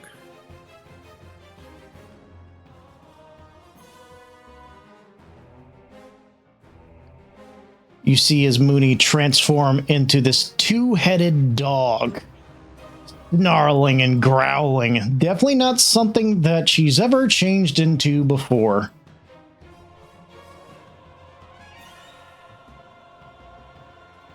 And I will go ahead and make 2 bite attacks. Nice.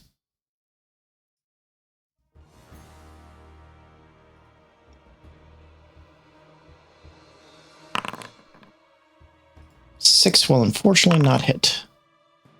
7 will unfortunately not hit. Well, dang, I'm just rolling like junk today. Get the bad rolls out first. I will end my turn here. All right. Shade Doctor. Okay, chicken next to me. I'm going to short sword. It's already a chicken. I know. I'm going to use the short sword, not the chicken dagger. Oh shit! I'm sorry. I didn't mean to do that. You're good. 21 will definitely hit. Damage. 6 damage. I get sneak attack because I have an ally within 5 feet. Correct. Which is not really 2 more damage.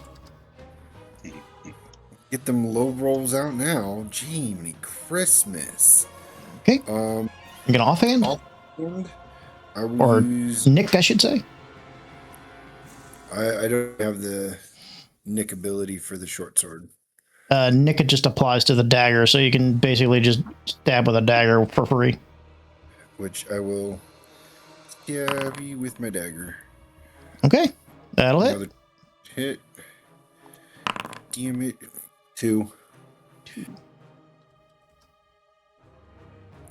Is it Keep dead? me. Unfortunately not.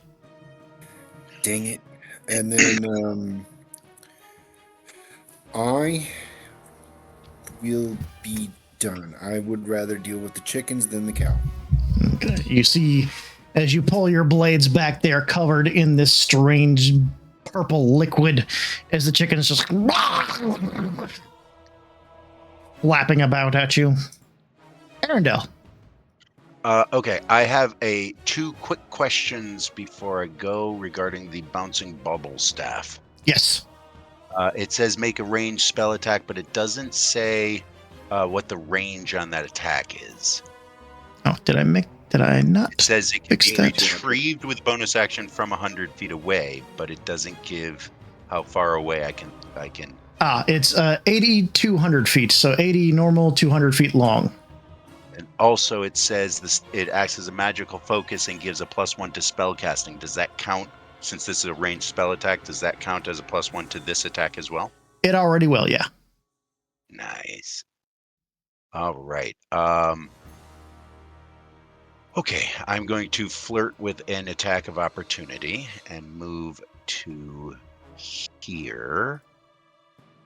I'm going to. There we go. Move to here. Oh crap! I forgot one of the abilities first. When Shade Doctor attacked this thing, it gives off a very disturbing cry.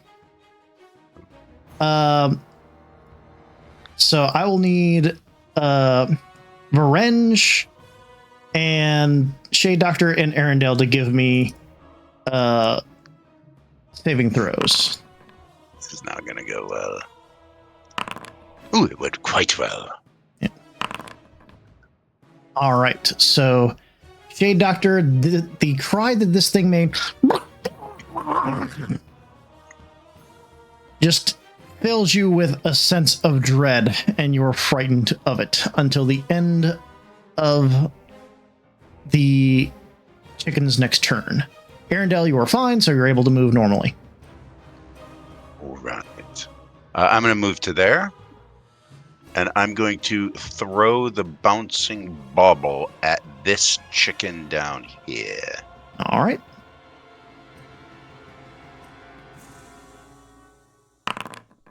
$24 definitely hits. Punk! The thing just gets pelted in the side of the head with this metal ball as you send it flying, a little magical essence trailing with the ball. And then I would like to use my bonus action to retrieve the ball. Okay. And as it comes back Toward the to cow. try to hit the cow. Yep, make an attack range against the cow.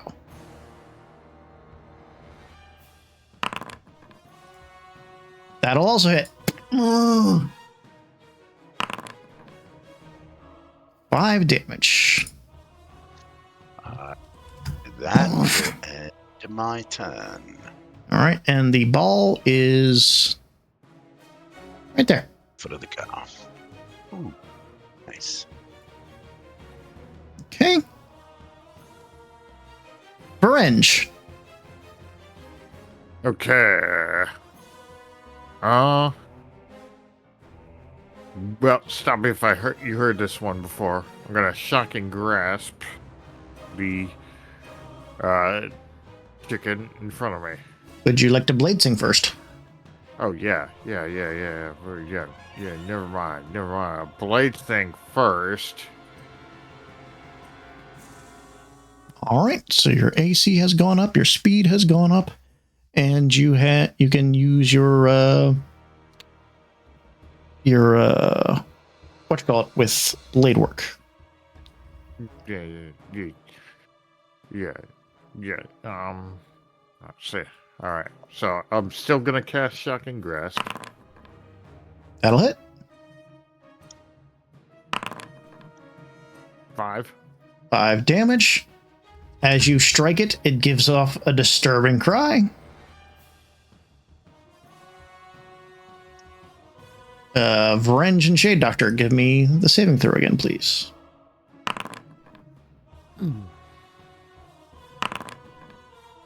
Varenge and Shade, you are frightened of both.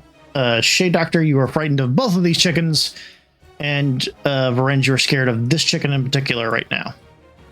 Well, I'm gonna take a step back then. All right. It does not get attack of opportunity, but you cannot move it closer to it. Mm-hmm. All right. Chicken's turn back here.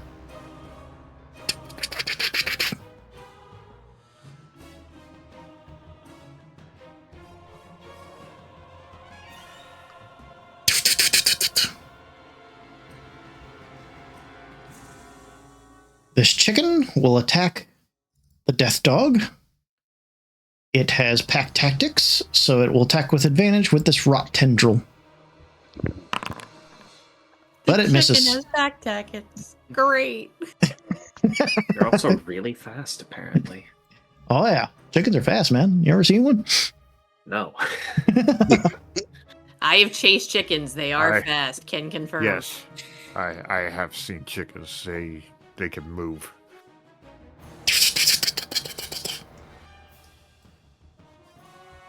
Right, it didn't dash, so it is going to do a rot tendril attack at Arendelle. Oh, that's going to hit. All right. You take 6 necrotic damage.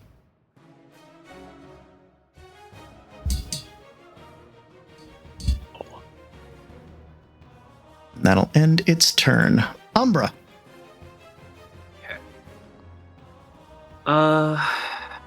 I'm going to bonus action use innate sorcery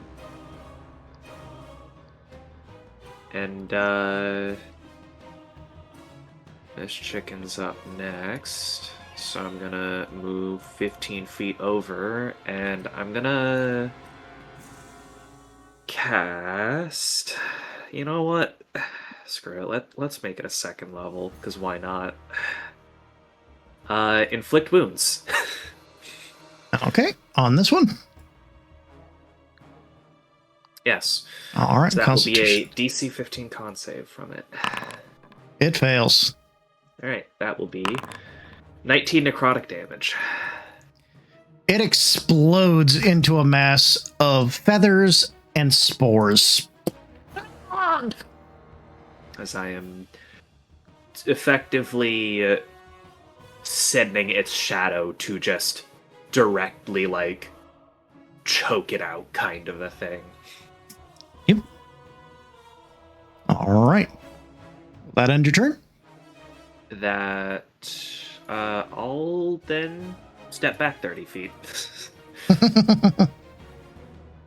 Fun. All right. The chickens are on the attack. This one will attack.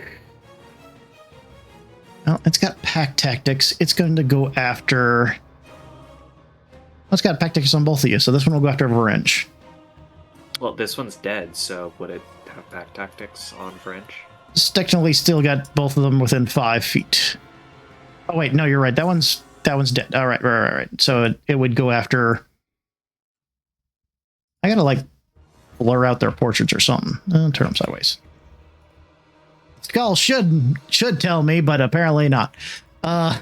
So this one will go after Shade Doctor. It's got pack tactics on Shade Doctor.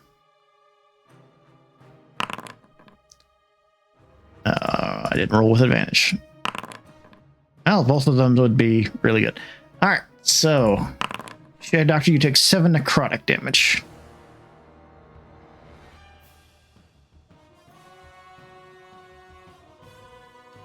The cow's turn.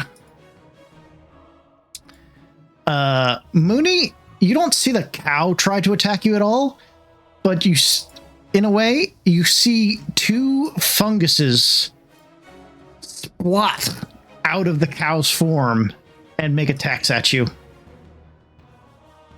Gross.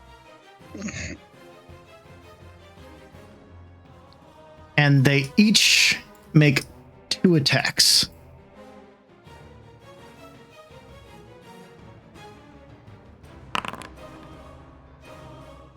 That hits. For 4 damage. Miss. Critical hit. 7 damage. And a hit. For 6 damage. Alright, I'm down to 22 hit points. Okay. Wow, Death Dog has a lot of hit points, huh? 39. Very nice, very nice. All right. Mooney, it is your turn. You can attack either the cow or the funguses attached to it.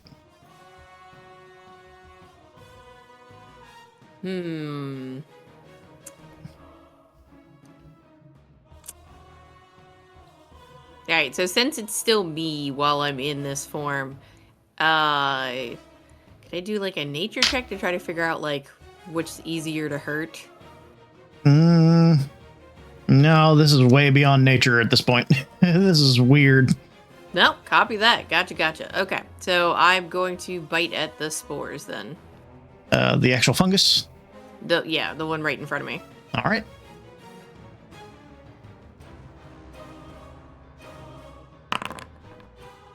Six. Unfortunately, miss. 11 hit? Actually, both of those hit. What? Wow. They have an AC of 5. They both hit. Wow. This is a very weird creature. 9 damage in total between both hits. 9 damage. It is still up, but the little tendril that's sticking out of him does look injured. Alright, pass turn. Shade Doctor. You are no longer afraid of this one since it's dead, but you are afraid of this one. Yes, I see that.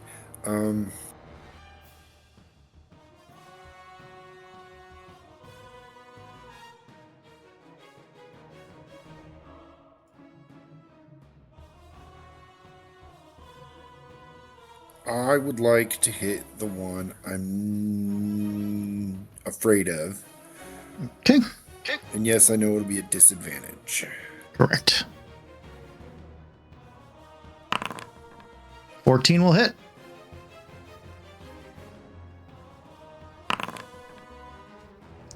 Good stuff. It's definitely looking very hurt. Then I'm going to offhand hit it again at disadvantage. 7 will unfortunately miss. Well, poop. You can bonus action disengage and run backward if you choose. I think they'll catch back up to me. Or they attack for range. I guess, yeah, I'll bonus action disengage and move back 30 feet. Okay. And can I switch to my short bow at this point? Absolutely. I'll switch to my short bow. All right. Arendelle, there's a chicken in your face. The ball of the staff is behind the cow. What would you like to do? If I were to move to here, would I be able to call the ball back to me and have it hit this chicken, or would the cow get in the way? So the way the ball works is you recall it back, and it makes attack on each creature within that line.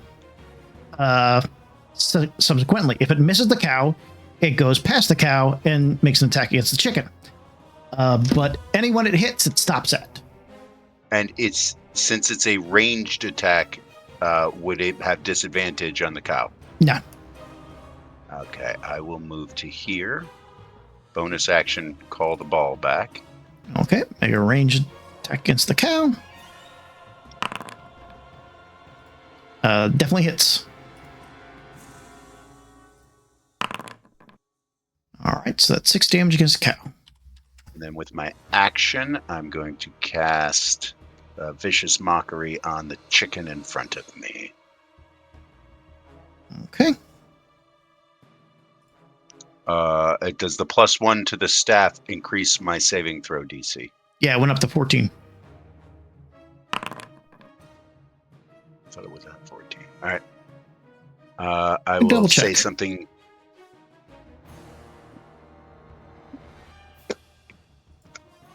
Because you're at a +3 with your charisma. No, it would have been on 13 because it's 8 plus your charisma plus your proficiency. All still at +2. So you're at 13 prior. Okay. I will say something appropriately mocking and fail and end my turn. Just wiggles its mouth tendrils at you. Orange. Well, I'm going to sidestep here, and I'm going to cast Thunderclap. Very good. All creatures within 5 feet of me have to make a Constitution saving throw. All right. The injured one takes a hit. Let's do some damage. Okay. 5 damage. That chicken goes down. Shade Doctor, you're no longer afraid. But Yay. that was a save, not an attack. So the ability does not go off. Okay. Good to know. Yeah, I'll end there. All right. Chicken time. Chicken attacks orange.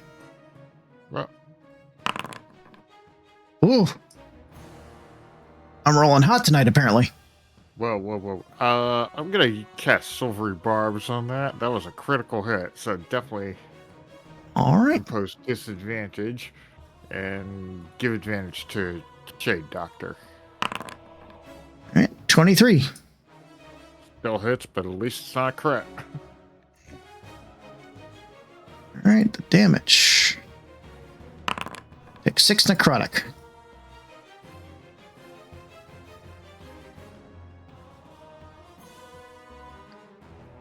All right. Ow. Chicken.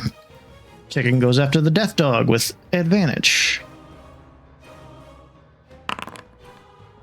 18. For 4 damage.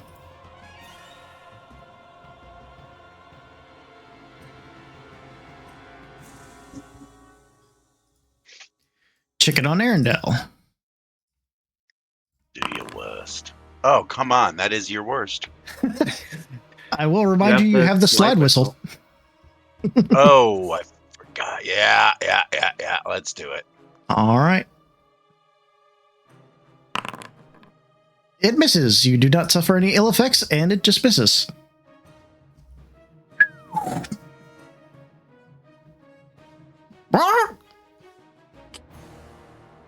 Umbra.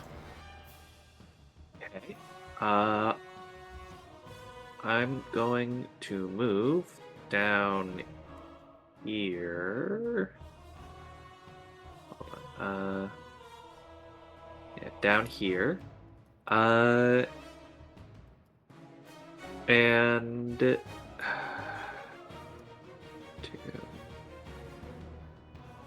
These fungi on the cow are separate creatures from the cow? They're targetable from the cow, yes.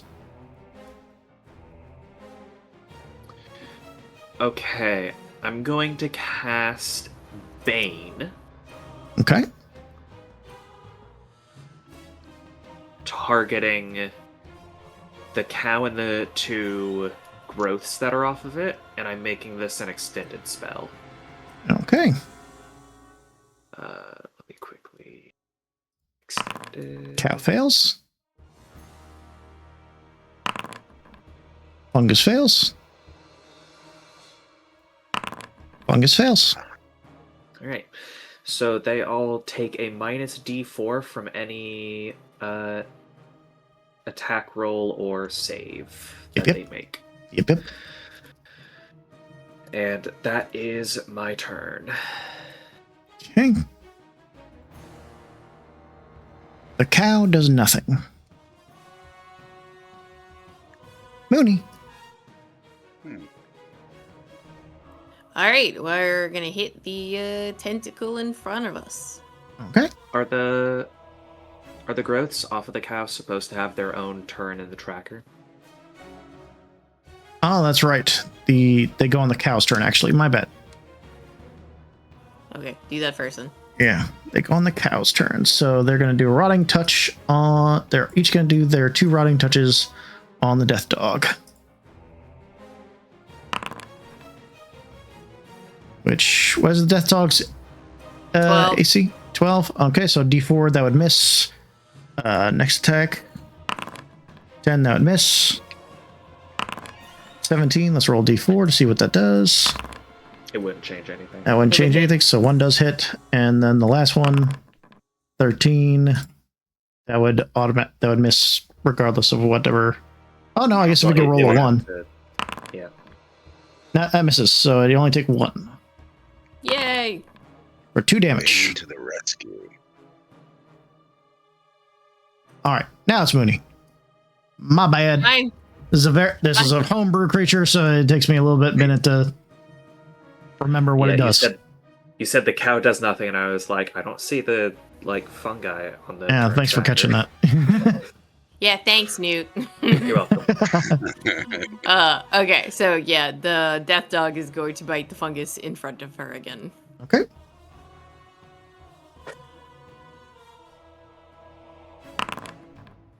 Six hit? 6 does hit. That's so weird. -4. That hits. So 3 7 damage. damage in total. All right, that tendril is hanging on by a thread, but it's still whipping around. I end my turn. All right. Shade Doctor. You are no longer afraid. Shade Doctor is going to take steady aim. Okay.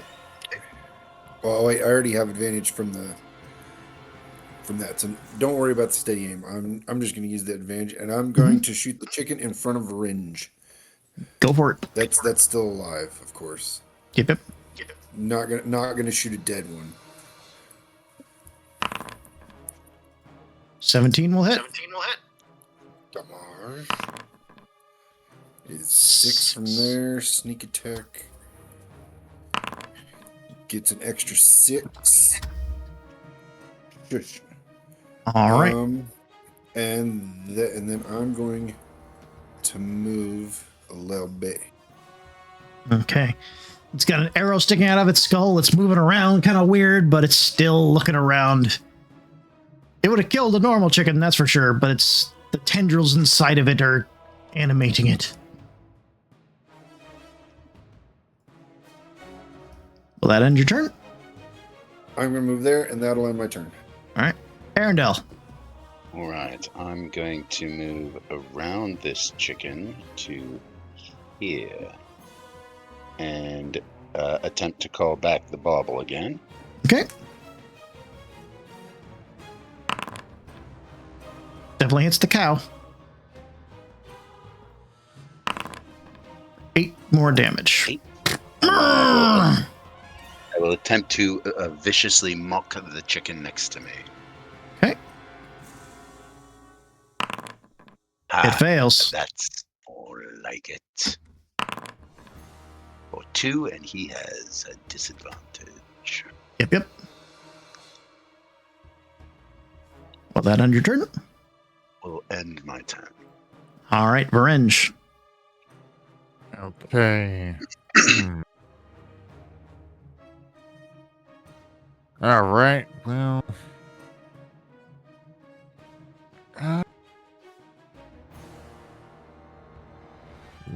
Yeah, I don't think I need to use that yet. I'll just hit this chicken with a shocking grasp. Well, definitely hits. 5 damage. You see the see-through image of the chicken and the tendrils curled inside of its body for a brief moment before it dies. Yep. And I'll go here. Okay.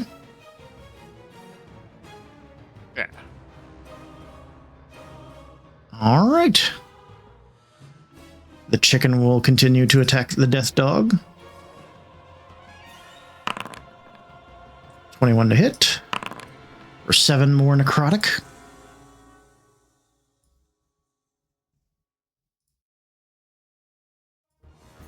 And this chicken will attack Arendelle. Disadvantage. Yep.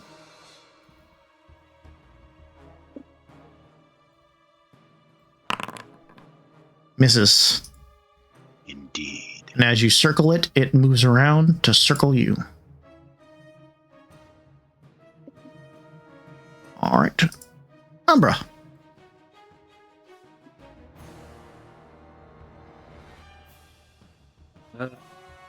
Going to... well, I'm 5 feet away, so I'm just gonna inflict wounds on this guy. All right. Just first level. It succeeds. Dang it. Is it all or nothing or a half? Half damage. Okay, so he will take 7 damage. 7 necrotic. He explodes in the chicken parts and spores.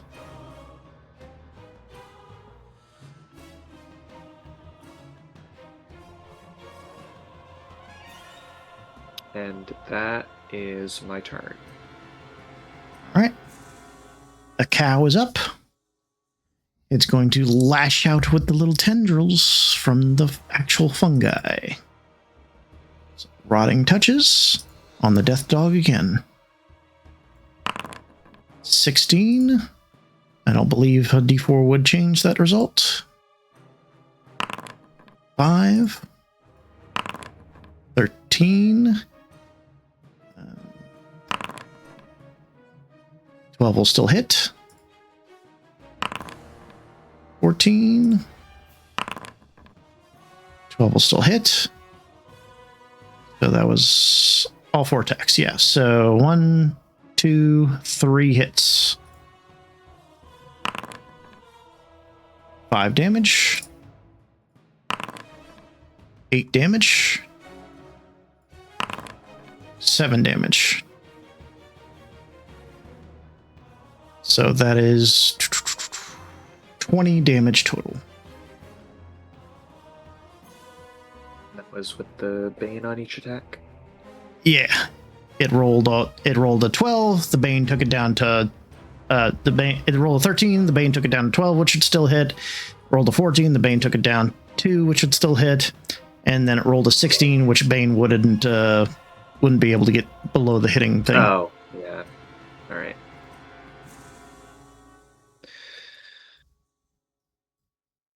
Mooney is still in the dog form.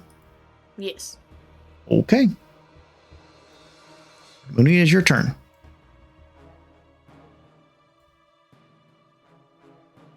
All right, last go with this. I'm pretty sure I'm gonna be out of this form soon. Same fungus. Okay. Definitely hits. And with that fungus arm heals out, withering away. You see the cow kind of lose a little bit of stability.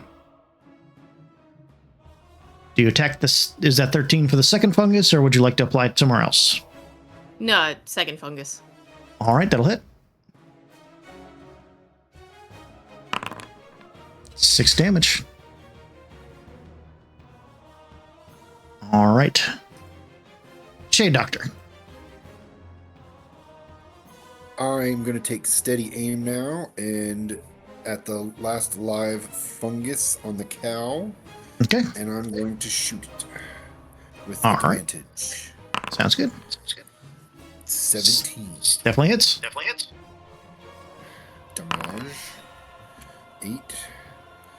Sneak attack is 5.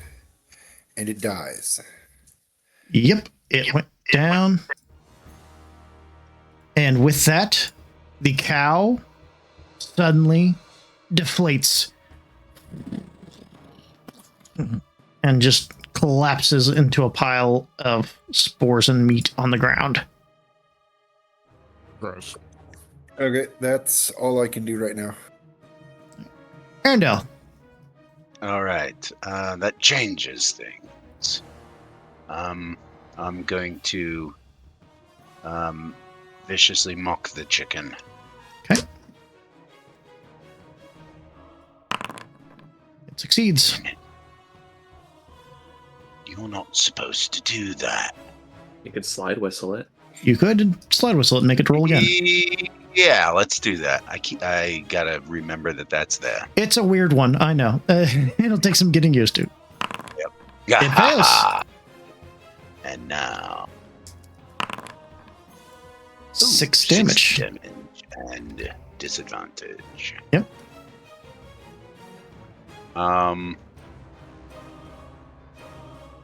And that will end my turn. Okay. You can still pull the ball back. I don't want to run the risk of hitting the chicken. Oh, right. To impose frighten. Okay. Good plan. Orange.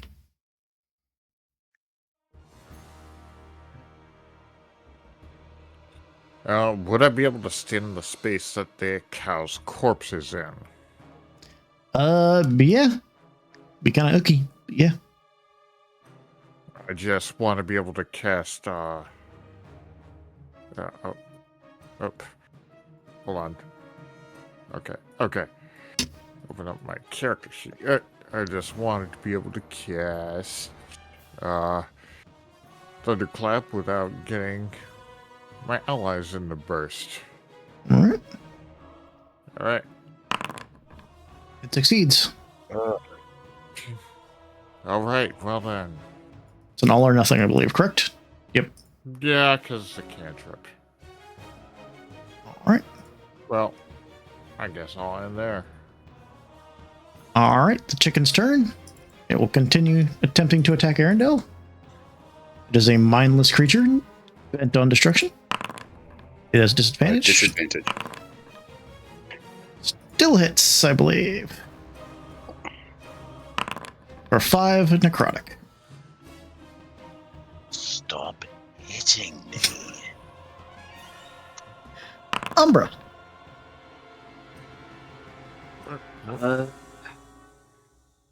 Let's hit it with a mind sliver. Oh yeah, not intelligent at all. All right. 1 psychic damage, and it takes a D4 off of its next saving throw. See its head kind of twitch a little bit.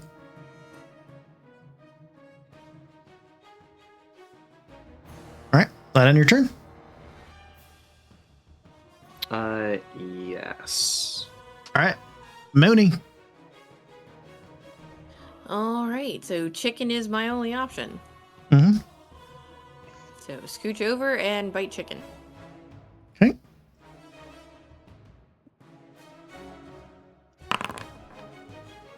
Two. How much damage? 6 damage. So you do just exactly the amount you would need to kill it. So its cry does not go off. Nice. Your mouth tastes horrible, by the way. I sit there and go, I think I need some water. Your mouth. Well, just the one I bit it with, the left one. The right one hadn't bit yet. Oh, that's right. Druids can talk in their animal forms now, can't they? Yep.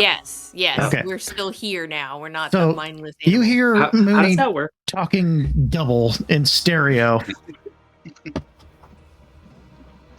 Dear lady, would you permit me to give you scritches behind your ears? Huh, I've never had scritches before. Let's try it. And I give Mooney scritches and thank her for killing this chicken for me. And nobody's alarmed by the fact she's a 2-headed dog. Okay. Not If not, here's the thing. If not friend, then why friend shaped? Why double friend shaped? Double the slime. Oh, right there. Oh, that's Right there. perfect. Oh, yes. Oh, okay. I like your scritches. They're nice. All right. Well, that will take us out of initiative. Congratulations. You've defeated some very disgusting animals. Would we know anything about this weird infection?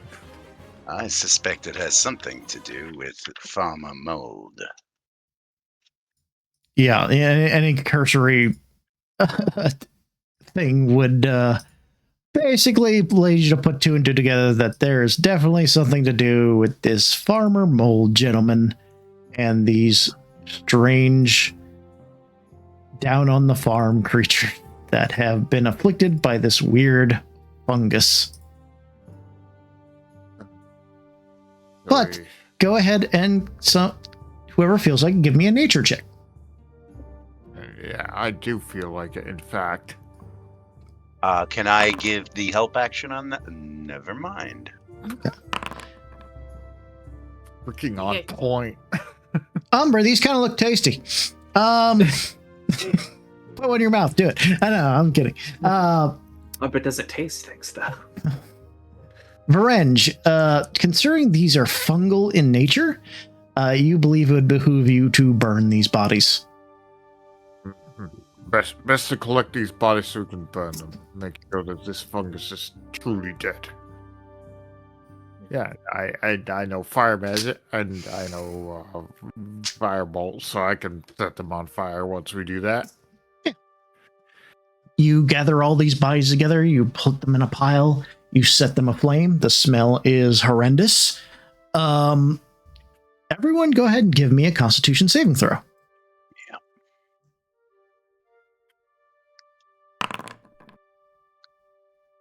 Ugh. Oh God. Constitution save. Yeah. 14. 17. use Varenge, my- Arendelle, I use my heroic. heroic inspiration. I'm not gonna. I'll use heroic inspiration as well. There's no effect on this. If you would like to not throw up, sure, but otherwise you're just gonna throw up. Oh. I'll go ahead and throw up. Tasted better coming out down. You've lost the lovely meal you had at the hearth. As you, Shade Doctor, Arendelle, and Varenge, the minute that the smell washes over you, the three of you in unison go to lean on that rock behind you and throw up. We all rolled a 3. You all rolled We a all 3. rolled a nat 1. The brothers three. Gags. All right. Well, with that, you're able to continue your journey to the Silvery Moon without incident. Further incident, I should say. I just realized something. Mhm. When I leveled up, as a blade singer, I'm supposed to get another skill proficiency. It did not ask me which one. So if you don't mind, I will give myself, I guess, proficiency in performance. Is that okay? Yeah, I just don't remember Blade Singer giving you proficiency, so let me double check. Yeah. It always check used that. to just be performance. Now it gives you an option between acrobatics, athletics, performance, or persuasion. That makes sense. Okay. So you get a choice. Okay. Yep. I already Cool. have proficiency in persuasion, so I guess true performance. There's that. There you go. Okay. So you're able to come to town. There hasn't much change in the stores. You've just been gone for a day. You were told that you could go to the tavern to see about anyone traveling between the towns, the caravans, and that there would probably be people there at Moon's Rest that would hire you guys on as armed guards, essentially. Just do that right away, and then we can take care of getting anything extra we think we might need before we leave. I am I looking can check through. in with Al to see if he has made another scroll of false life. It has been a day, so he will have the false life scroll available for you. Well, I guess I'll go with Umbra, and the rest of the party could go check at the wherever my brain is forgetting. Moon's Rest. Moon's Rest. Yeah. I am looking at all of the shops, and surprisingly, I'm not finding jam anywhere. Yeah, you might have to do some specialty looking around for that. Go ahead and give me an investigation check as you are searching for specifically jam. Oops, I closed my character sheet. Give me 1 second. I will give you an investigation check. Could I also, in conversation with any of these people, try to persuade someone to tell me where I might find jam? That's part of the investigation. Damn. As for persuasion, no one's gonna keep their secret, keep their jam vendor secret. Would you like to use your heroic inspiration for that role? Yeah, I really would. Maybe. I'm not good at investigation. Come on, okay, well, it's better. Damn it. I no longer have heroic inspiration.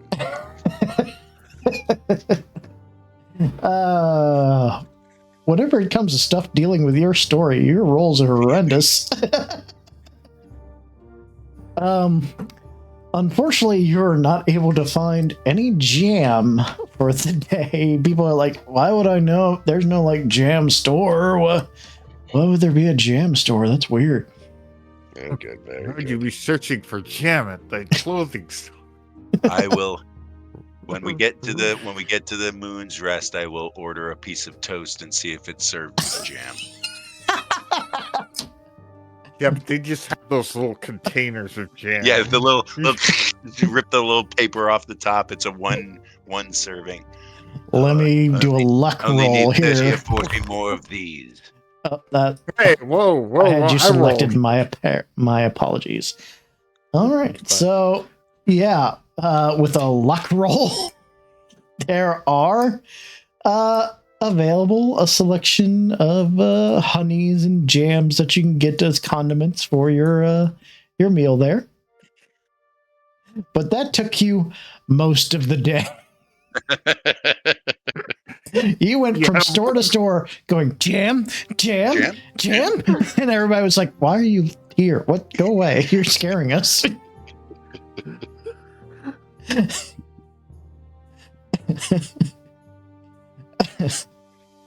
Okay. But yeah, let's see. So that's Arendelle spent his day looking for jam. Mooney and Shade Doctor, what would you have done for the rest of this evening? Are y'all looking around at the moon's rest, or did y'all have other ideas? Oh, I was just gonna follow Arendelle around while he tried to look for jam. Okay. Yeah, I mean that sounds like a thing that Mooney would like want to do. Be like, oh, he really wants this jam, and she'd be really interested in why he wants this jam. Like, it's weird to her that somebody's so obsessed with jam. And neither of you helped me find jam. No, they just watched the entire time, just laughing behind you, Barley, a little bit. I don't know. Meanwhile, I'm telling Umbra, yes, I'm certain our friends will definitely get all the information we have we need to get to a caravan, so we can spend all of our time at Al's Emporium with no concern that we will have to find the caravan ourselves. Varenge and Umbra, you come back to Moon's Rest, and your friends are not there. You're not sure what's going on. We wanted to stop by Al's Emporium first. Yeah, you got that done. That's easy. No. You wanted something more from him? Sure. Yeah. I was wondering about other scrolls. He had false life scrolls. Did he have 2? Because I would certainly like one if he does have another. Let's do a luck roll to see if he made a second one. He did not. It's like, you didn't ask for 2, you just asked for 1. Yeah, fair enough. You want me to make another one? I can make another one. Yes, please. All right, be ready tomorrow. I'm gonna look to see through his scrolls if he has any other level 1 scrolls I would like. Okay. Particularly, what I would be looking for is one spell I'm really looking for is Thunder Wave. He absolutely has that. Then I will buy that and materials to be able to copy it into my spellbook. Yeah, you got it, Chief. That'd be... Okay. All right. So y'all are able to finish up your shopping at Al's before the rest of the party comes back a little dejected from their jam quest. What so information did you manage to gather? Yes. Surely you were gone all day, so surely you must have found exactly when the caravans are leaving. Caravans? What are you talking about? The job we are on, where we were going to join a caravan. We only looked for jam. Watching Arendelle try and find jam. You must have gotten quite a bit of it then. If by quite a bit you mean none, then yes. At that point, you receive your toast with the jam on it. There you go. I look at the jam that's already on. I look at my empty jar. I start scraping.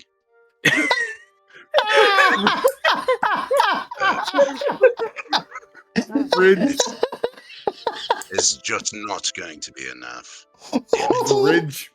Bridge buries his face in his hands. Umbra's just gonna turn to the person who brought the toast with the jam and just ask, would we be able to purchase a jar of the jam? You want to buy it? I mean, yeah, sure. That's fine. How much is it? Like a silver. I'll put down a silver. All right, let me go dig it out of the back. He wanders off. Arendelle starts writing a new song called "The Regrets That I Have." Great song about jam. Anyway, so Varinj is gonna go see if he can find out when the next caravan is leaving and if we can be bodyguards for that. Escorts, bodyguards, whatever. Yeah, after buying the jam, I'll be joining. Yeah, just let me finish crying for a minute. Okay. Take all the time you need. God damn. Power word cry.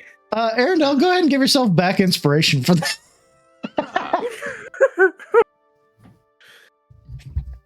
Take some pity inspiration there. Everyone's walking away and I'm surrounded by idiots.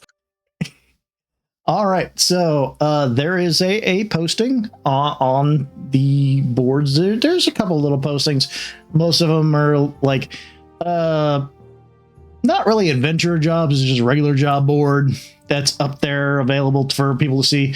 But there is in the corner a thing asking for mercenaries to escort a caravan led by a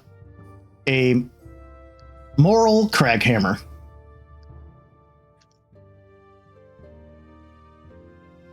When is this caravan leaving? Does it specify? It doesn't really give a specification on when it's leaving, but he says he can be contacted through Metal Manor. Well, I'll be going to Metal Manor to be speaking with someone on being bodyguards for a caravan. If any of you would like to join me. At this time, since it took you the day to get here and everything, all the shops are starting to close down. So you'd probably need to go there in the morning. All right. Well, at least that's time to put Happy Thunderwave into my spellbook. Yes. That's funny. That is so funny. Yeah. Will y'all be purchasing rooms for the night? I'd like to see where my name is on the waiting list for performing. Okay, I believe we set that at 2 weeks. And it's been 1, 2, 3. It's in 1 day, and I lost my spot.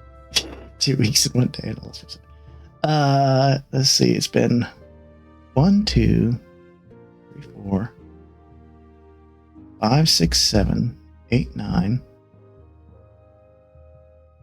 10, 11, 12. So you've got weeks operate on a 10-day in Faerun, so you've got 9 more days. Okay. All right. So you guys are able to purchase rooms. I do have the shop available for you guys to go ahead and purchase your rooms through. Let's see if I actually shared it to you, because that's an important part of it.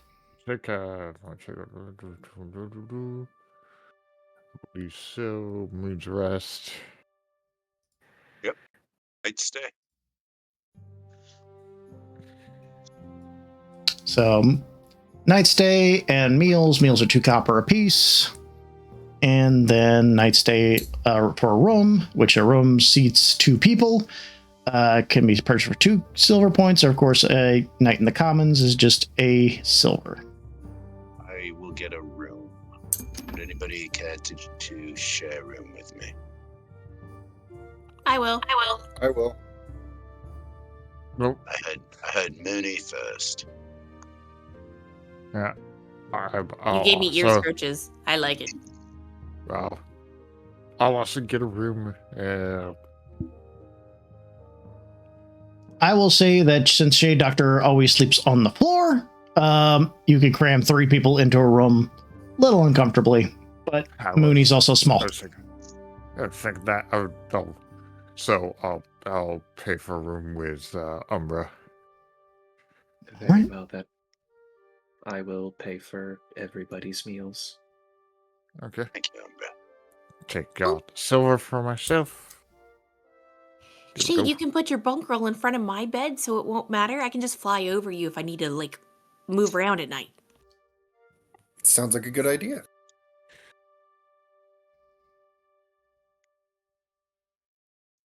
Smash cut to Mooney taking a candle over the bed and accidentally dropping it on Shade.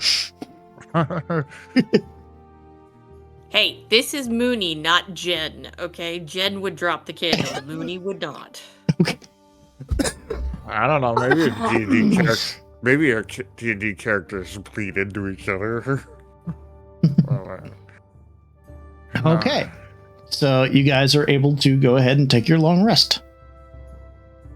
Hooray.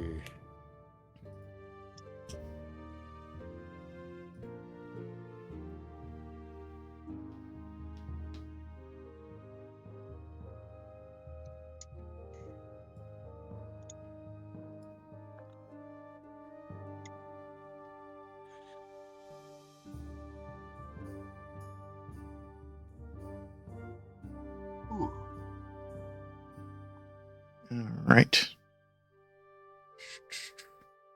Let me just write something down here.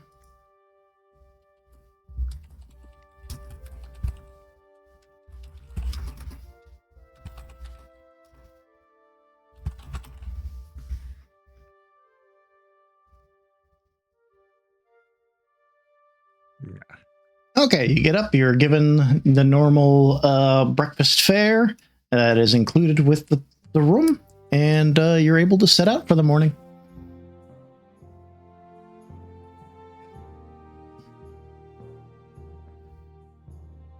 So we should be heading to Metal Manor in order to Indeed. help with the caravans. Okay, you guys go over to... Everyone's going to Metal Manor? Yes. Sounds good. Okay, y'all get over there. Hobart is once again behind the counter.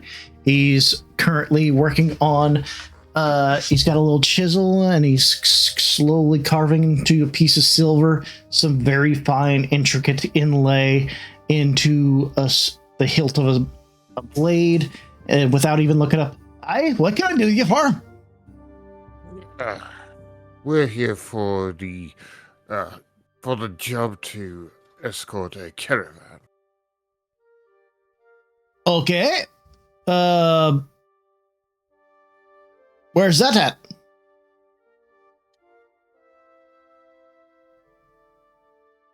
Are you not the one that made the job posting? Whose name is on the job posting? Moral Craghammer. Yeah. Oh, yeah, Moral. Never heard of him. His lip kind of smirks.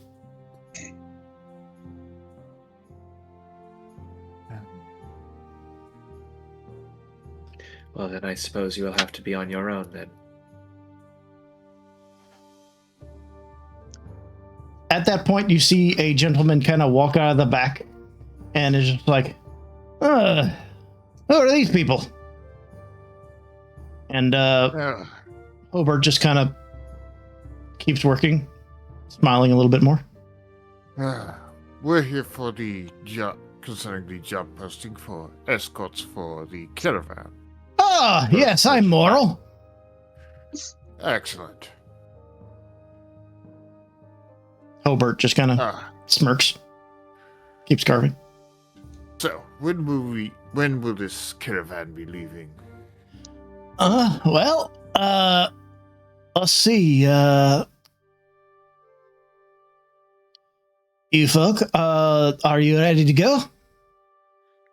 Whenever you are. Okay.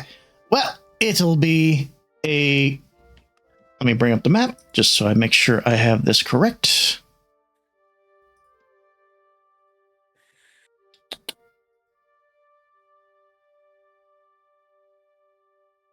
Activate.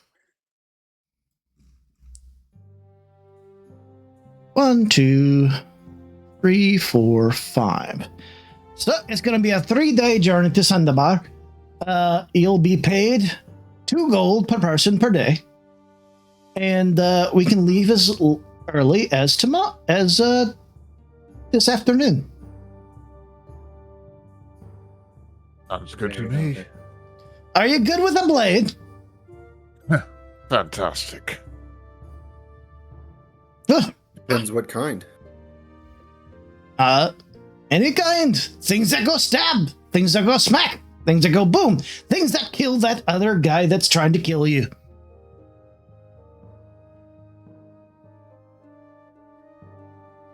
I believe we are sufficient in that field. Reasonably talented.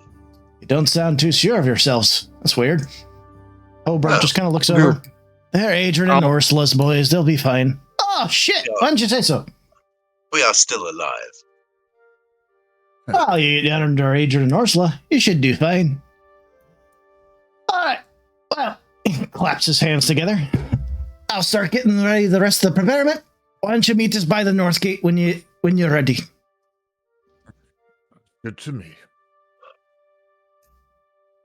All right. Also, Hobart. And Hobart kind of grants an eye out, and Moral just smacks him on the back of the head. Fucking stop that.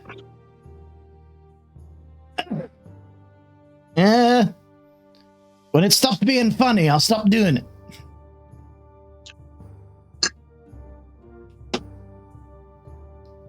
All right, off you pop.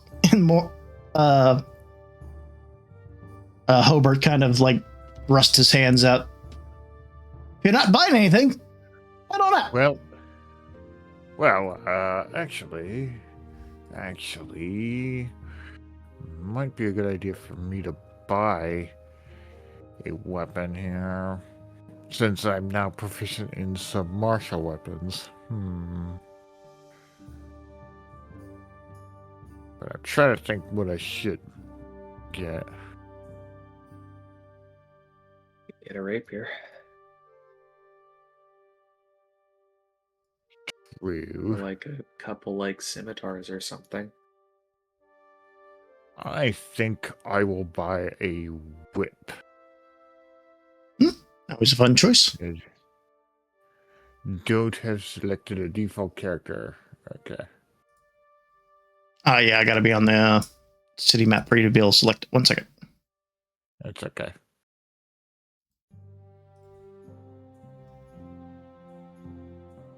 Alright. All manner. Try to. Just says I don't have a token selected. A character selected. Okay.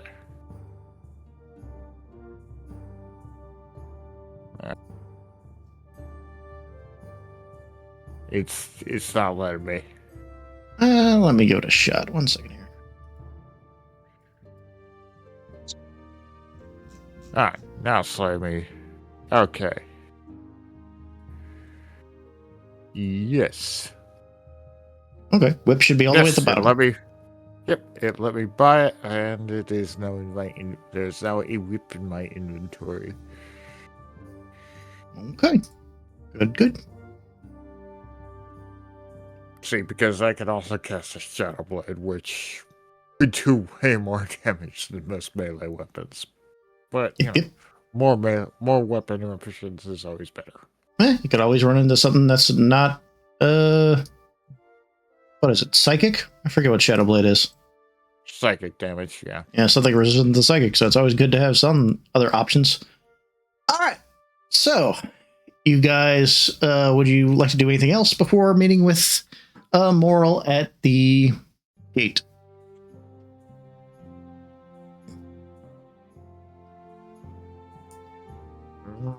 I guess I might as well take time to recast Find Familiar to upgrade Aloysius with Ursula's Incense Bowl. Sounds good. So now he has temporary HP equal to double my proficiency bonus, and I can change him to a different familiar that well with recasting it without using materials, right? Yeah, over a course of a minute, you kind of focus and you can change him. Okay. All right, gang. Sounds like everybody's ready to go. No one else has anything they would like to do or purchase, so we'll go ahead and start with the adventure. You get to the gate, and Moral is waiting there with 4 other dwarves. They have 2 large wagons that they are bringing along, each with 2 oxen each. They see you bringing up your own wagon. Oh shit! You only even brought your own wagon. This ought to be easy. Okay, so what the hell do you even know about Sundabar? A long time since I've been there. Not since I was a child, so I don't recall much. All right, so Sundabar is a fortress town. It is the guard from the threats from the east. Orc incursions, demon incursions, all kind of men or beasties assault the fortress from time to time. So, you'll be well behaved to make sure you mind your fucking manners there. But, as long as you mind your P's and Q's, and show the right type of respect, you'll do well there. Now, we've heard tell some bandits there, along the road. So, that's why you're being invited along. Hopefully, we have no problem getting to there. And in which case, you can march yourselves back to Silvery Moon, or do whatever the hell you please. We'll have another caravan coming back after a week of spending it in Sundabar, and you're more than welcome to join us then, and we'll pay you another 2 gold for the time back. 2 gold a day. It'll take 3 days to get there. So, if no one's got any questions, we'll go ahead and start making on our way home.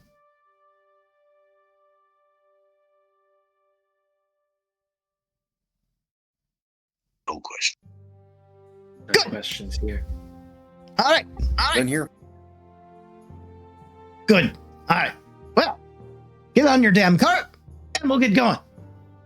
And he slyly walks up and jumps into one of the carts with the other dwarves, and they start making their way. So, as he said, it'll take you 3 days to get there.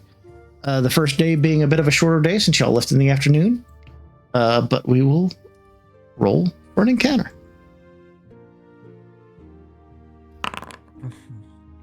Nothing happens the first day. Y'all are able to travel. Well, it's on a well-traveled road, making some good time. And you set up for the night. They circle the wagons. They have you guys post watches. All right, do your jobs. Who will take the first watch? I will. I'll right, join Vringe. Vringe. All right, so Vringe and Umbra, go ahead and give me perception checks.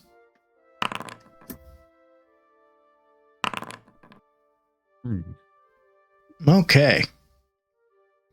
So, this happened a lot quicker than I was expecting. Let me go ahead and roll me see which one is a better map here.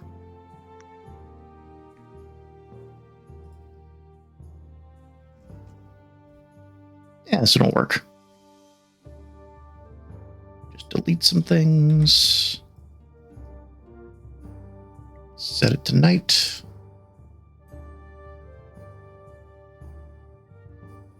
It's a good thing I've got those goggles of night. Yep. And make sure your token has them as well. That's always a good thing. Drag you guys onto this map.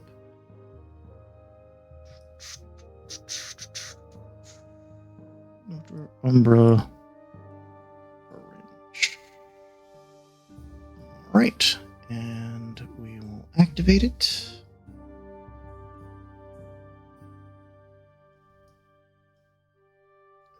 It should be night. Darkness. Let's look at one of your characters right quick. Huh. Okay, that's... Bear with me 1 second. I don't know why the walls are not there. Need.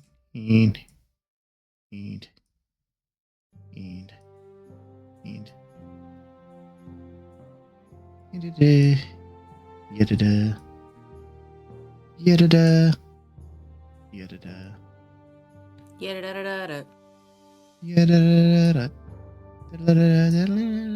Sorry, the intrusive thought one.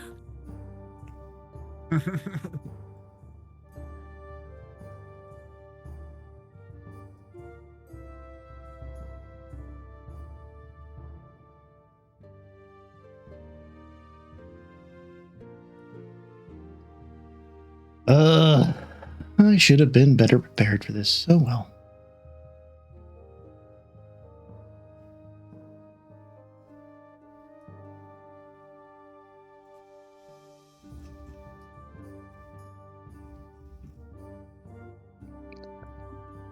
Oink, oink, oink, oink.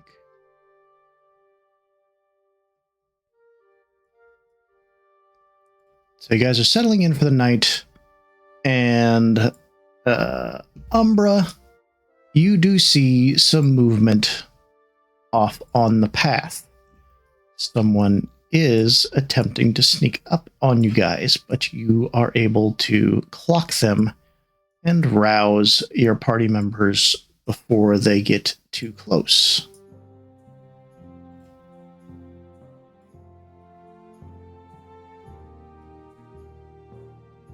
Good. Okay. All right.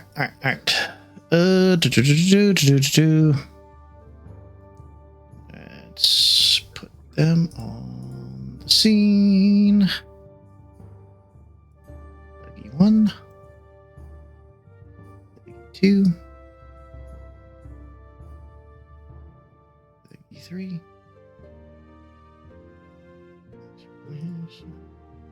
54.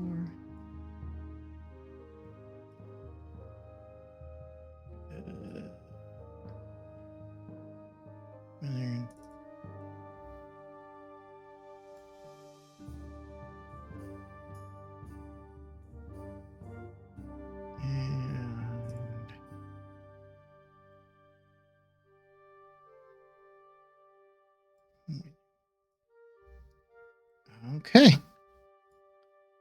Let me get some music going and we will start.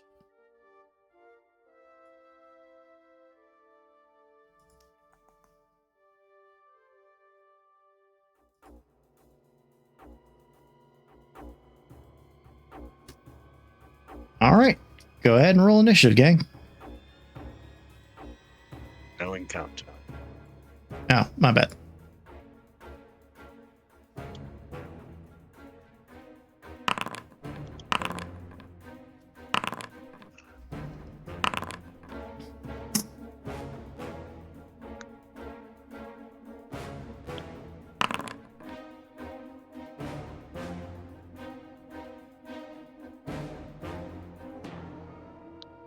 Okay, beginning encounter. Orange. Okay. Okay.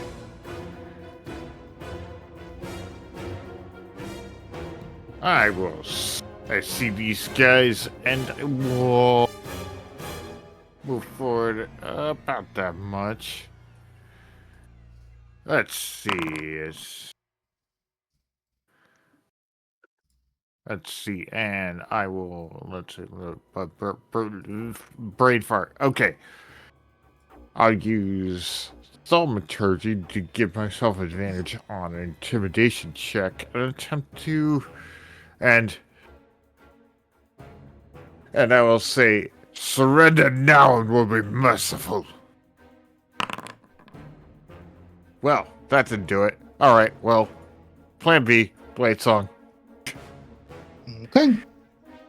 Yeah, that'll be my turn. I don't want to stray far from the party.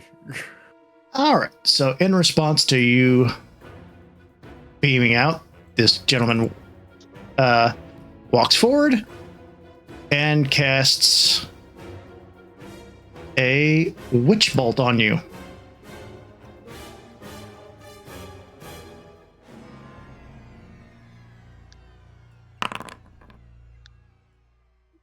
$14 will miss, but the witch bolt effect is attached to you, this strange electric energy attached. So I don't think you actually have to hit anymore, correct? Yeah, it'll take effect even if you miss. Yeah. So, All right. Umbra. definitely need to worry about those wizards. I'm gonna target. So first, I'm gonna innate sorcery.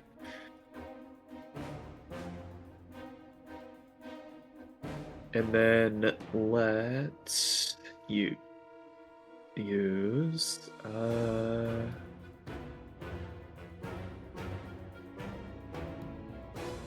feet away. 30, that would be 50.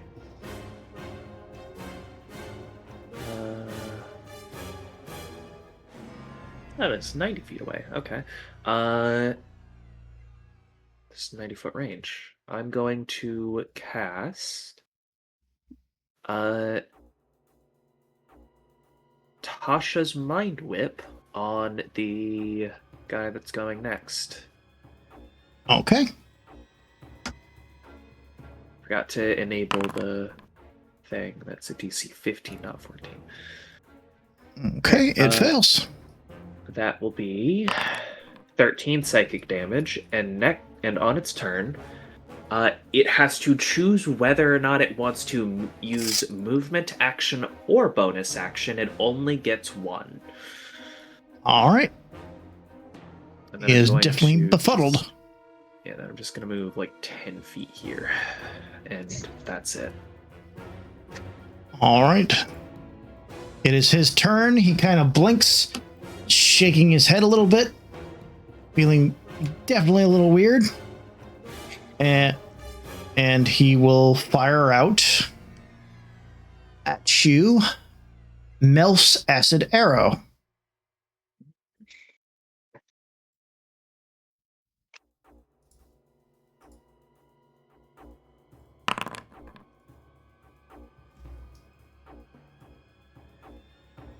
Well, a 24 hit. Yes, it will. Okay. Does anybody want to do anything about that before?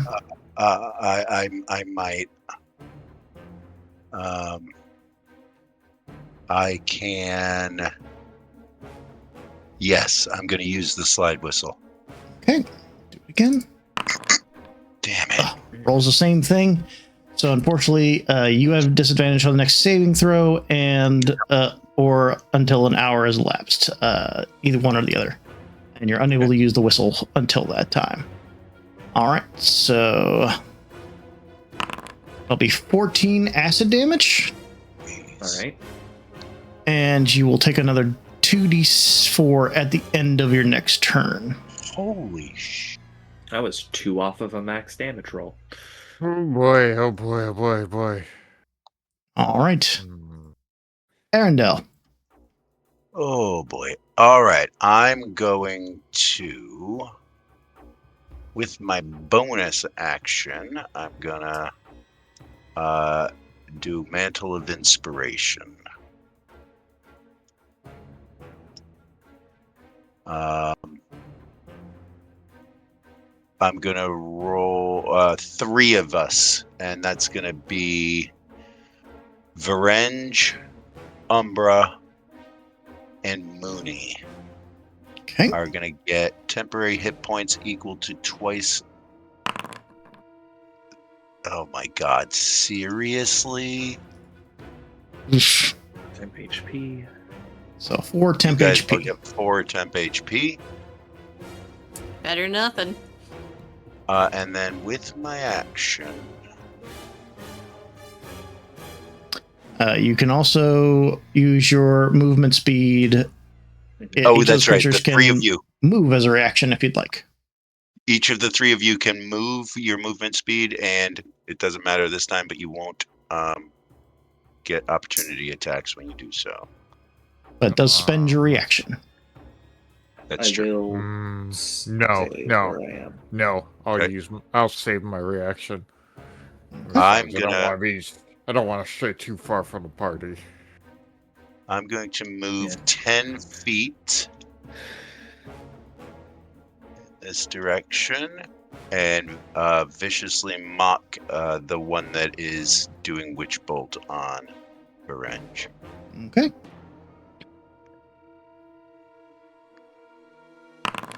It fails.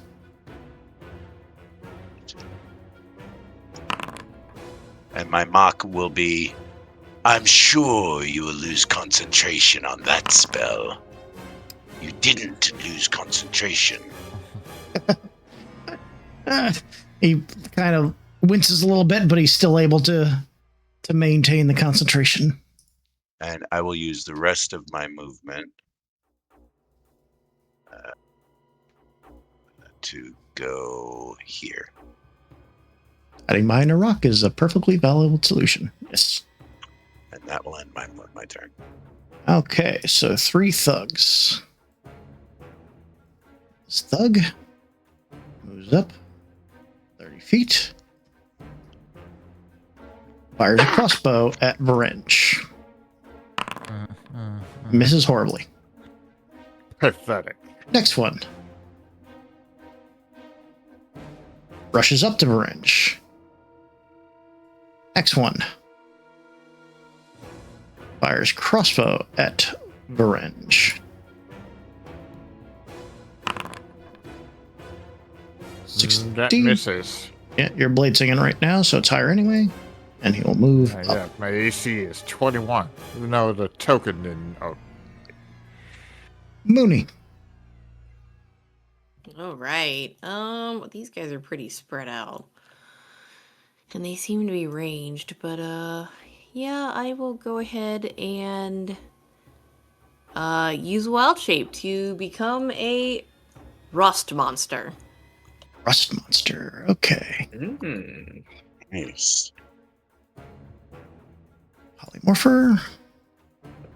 Open. Rust monster. It's 1/2. Select.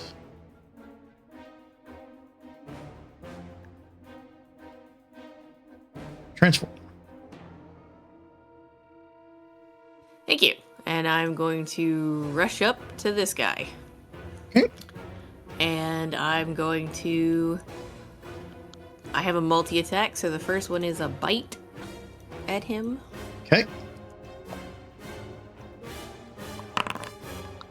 8 doesn't hit, does it? Unfortunately, no.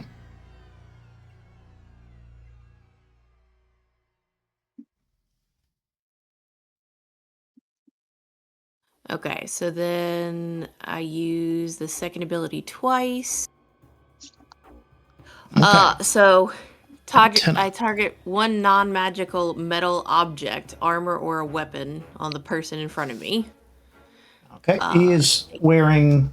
He doesn't have anything that he's wearing that's metal, even though it kind of looks like in the picture.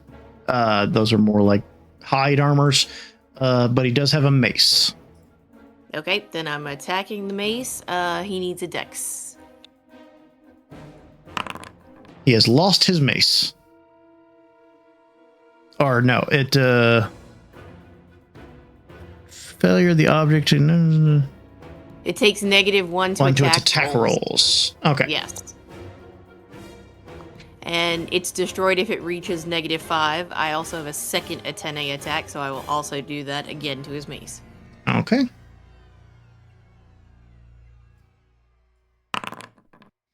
All right, so he's got -2 on his -2. mace. Yes. He's like, what the And devil is this? They've got monsters. I'll end my turn. All right. All right. This one is going to rush up and attempt to hit the rust monster twice with a mace. Hit. Leave both of those hit. Yes, sir. Okay.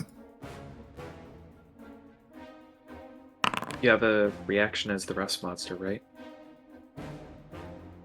Yes. On an attack roll, hits the rust monster. It automatically uses the antenna feature. Hmm. So he needs a dex save.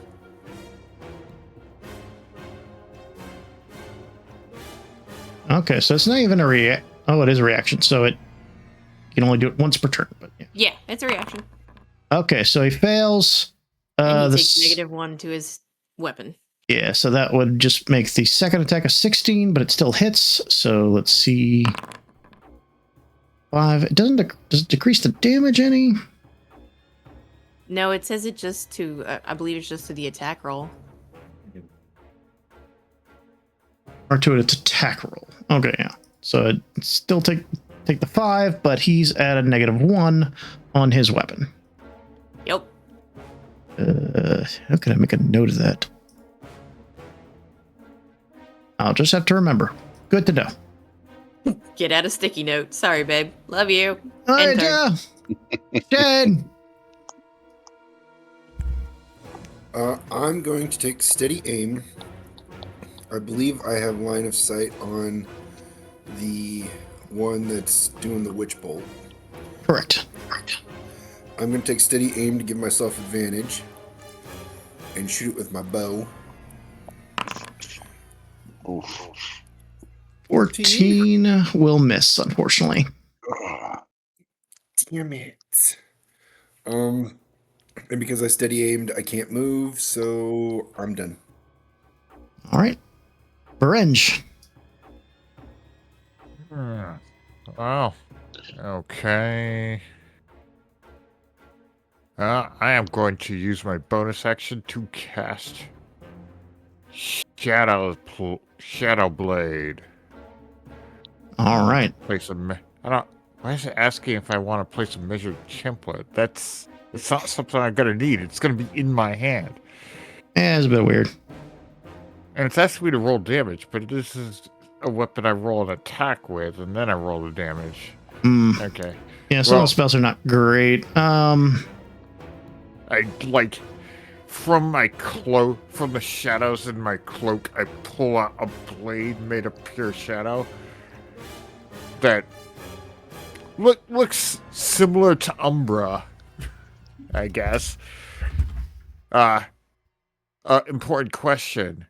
Since this is nighttime, does that mean they're all in dim light? Yes. Which does mean something about the Shadow Blade. Let me just double check that. You have an attack with a disadvantage. Attack Or advantage. Yeah. Okay. Yeah, it doesn't have an attack template, so I'm going to attack this guy with it at advantage. And let's see, let me double check. It's going to be a spell attack. I'm guess spell attack. So I would I'll just roll d20 plus my proficiency modifier and intelligence modifier at advantage. Yeah, I'm working on creating you a thing here. Yeah. Well, So far, by manually rolling, 15 will hit. rolled okay. Still getting the hang of how much damage. 2d8. 2d8. Mhm. 4 psychic damage. Okay. The hell is this? All right. And I'm going to move over here. Remember, we're going to need one alive. But only one. Now, correct me if I'm wrong. Does Shadowblade add his intelligence modifier since it's considered a weapon strike, or is it because it's a... With a weapon I have while I'm blade singing, I can use my intelligence modifier instead of strength or dexterity when I make an attack with a weapon I'm proficient with. Yeah, they add the what you call it, the intelligence to the damage roll. Because never thought about this. No, the spell says it only does 2d8 psychic damage. It does not indicate you add any modifiers to the damage. So don't worry about that. Okay. I'll look it up later, but yeah. Yeah. With Shadowblade specifically, it does not add any modifiers to the damage. Okay. I'll look up Sage Advice later to see, but we'll go with that ruling for right now. All right. So it's the pirate deckhand. He is going to activate his witch bolt on you, which is just a D12. Varand, you take 12 lightning damage.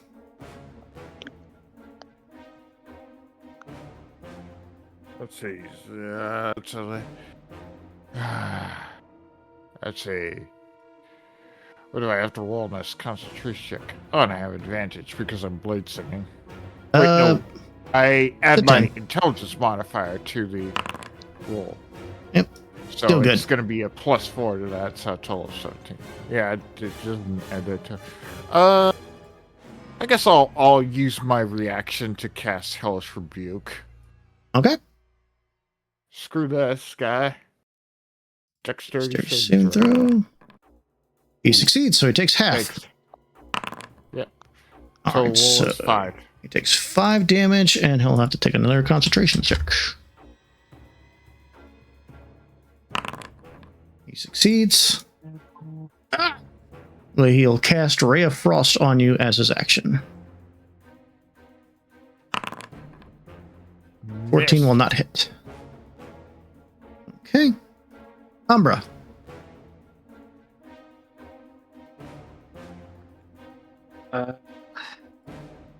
Let's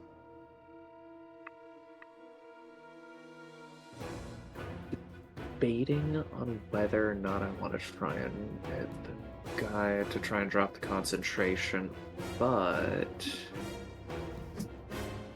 kind of want to deal with some of these guys that are up by us. To start, actually, hold on. I know that took HPs after. So I take 2d4 at the end of my turn from the acid arrow, right? Correct. Okay, I'm gonna bonus action use a potion of healing. All right. To heal for 6.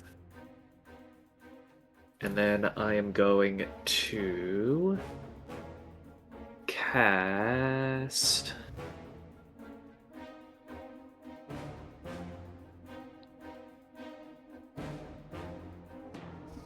I kinda wanna see about taking these two out. That person over there is probably going to be more than a little annoying. Let's just focus on taking the couple guys out if we can. I'm gonna cast Sleep on the 2 guys right here. Okay.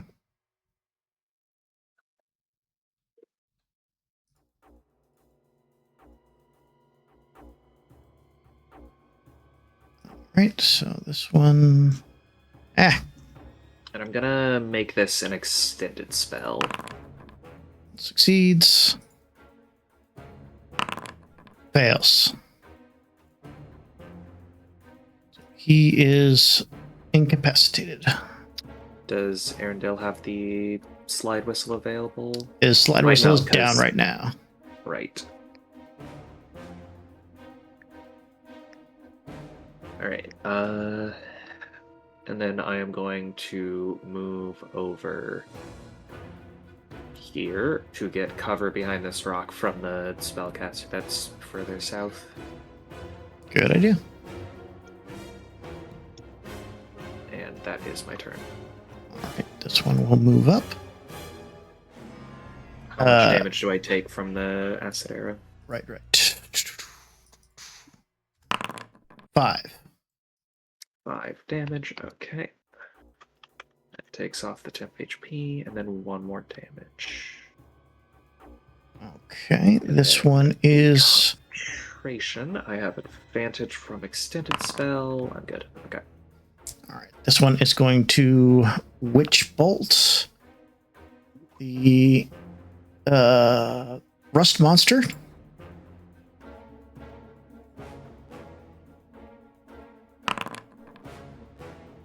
$22.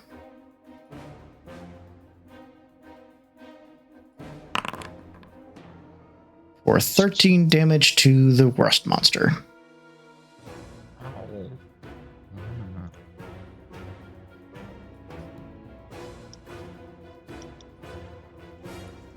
Arendelle. Oh, so much going on. Bonus action healing word on Umbra.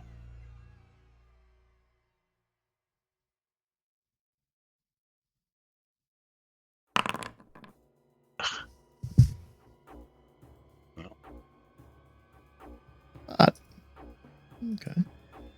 Umbra's almost at full. And this was 72 feet, I think. I'm going to move 15 feet to there. Come on now. 15 feet to there. And... oh, shoot. I can't cast 2 spells. You have a bouncing bubble. I certainly do. I'm going to do just that. I'm going to bouncing bobble this caster here. All right. Give me an attack roll.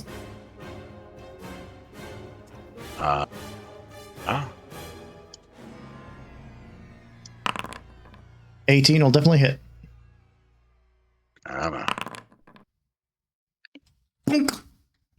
Bounces off the side of his head for a good amount of damage. He fails his concentration. He has broken his concentration on the Witch Bolt. And I'll move back. Dear lady, that's for you. Thank you. Ooh, thank you. The bug is shocking!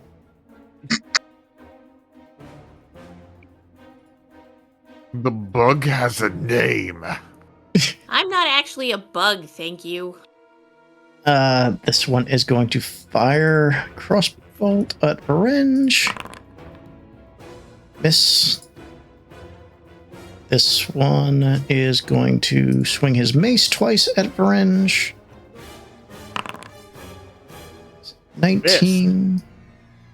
Yeah, thanks to my blade song. Oh, these guys have pack tactics.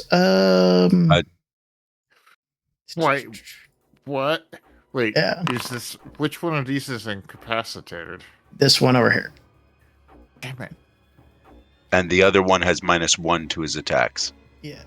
So, but this one is attacking normally. So, advantage. Still doesn't hit. That blade song is keeping you very well protected. And his turn. It is the incapacitated one's turn, so he needs to make the saving throw again. Let's see.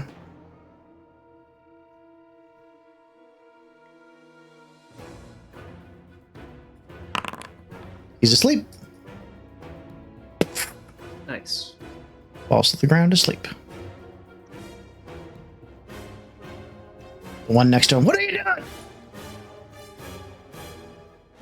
Mooney. Yay!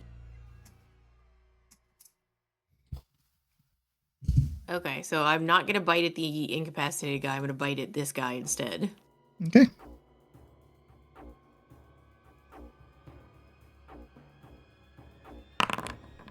Oh. 7 will miss. Damn, that is just not hitting today. All right, so antenna twice at that dude. At his mace. Fails. Fails. His mace is at -3. And he's just like, stop. It keeps touching me with the thing. It's disgusting. Actually, he's gonna just have a stick. Well, after 2 more, once he gets to -5, I can use an action to destroy it. So Okay, it is his turn. He is gonna try to smack the bug at a -3. He does not have pack tactics because that one is down. So this will be at normal. -3 is 14, math. which hits. 14, which hits. Damage. 7 damage. Gets to do another saving throw. Okay. -4. Nice. Stop touching me. Well, you don't touch me, and I won't touch you. 19 -4 would still hit. Yeah. 8 damage, but he's beaten you with the very dregs left of a mace. Just need to get one more thing off on the main. God. Shade Yep, Doctor. one more thing, and it's gone.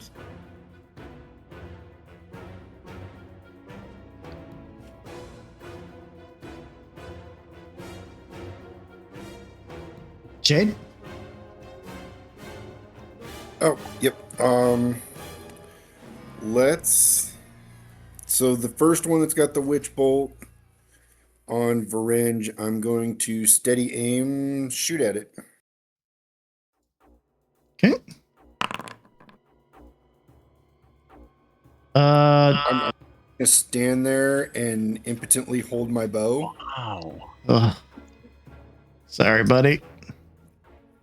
All right. That is horrible. And Oh, dear impotently hold my bow. Varenge. Well, that was bad. That was embarrassing to watch. But anyway, Oh, jeez. yeah. I just will swing at this this guy with my shadow blade. Okay. Let's see. All right.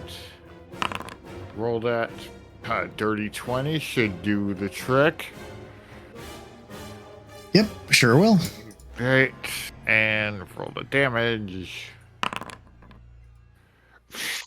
4 psychic. Okay. 4 psychic. Fortunately, it is a light weapon, so I can also stab him with my with a dagger with my offhand. Hmm? Yeah, 23 should hit. For 4 more damage for piercing.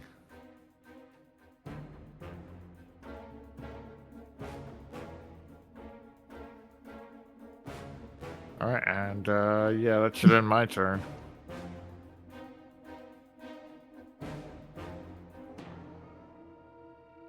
Sorry, just looking up something. Just trying to double check on sage advice here. Mhm.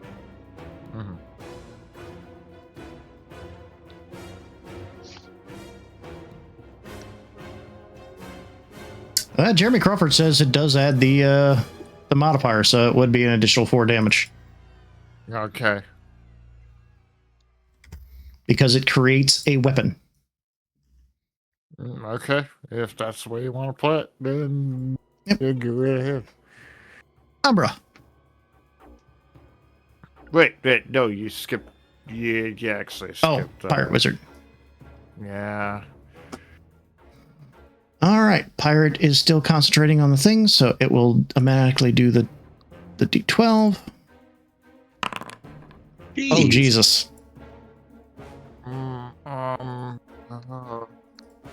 Okay, well, this is a good time to use, what was it? But he's token of death ward goes off. Token death word, yeah. Oh, Yeah. no.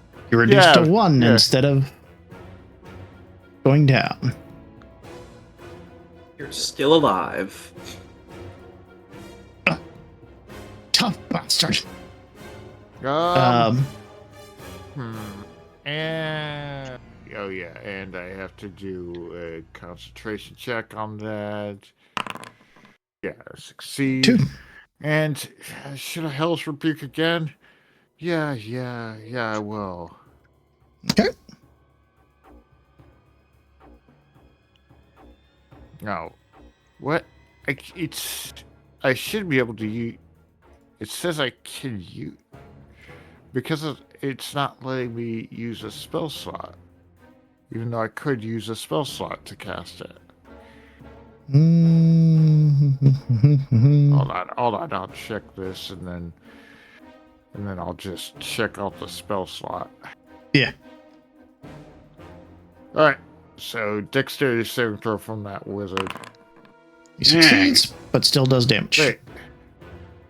Wait, you selected me for. Oh, whoopsie. Still succeeds, but still does damage. 4 damage. Four But he still has to damage. make a concentration check, which is the important thing. But he passes it, unfortunately. Damn it. He is going to, with his action, cast Ray of Frost on you. And miss. That witch bolt is freaking kicking my ass. Yeah, Umbra. Okay. Gonna target the one that has Witch Bolt up. Okay. How far away is that? That's 85. Gonna move 25 feet over. Alright, they're within 60. Mind Sliver. Okay. Mind Sliver is the intelligence saving throw. And it succeeds. Alright. Then spend another 5 feet going over here.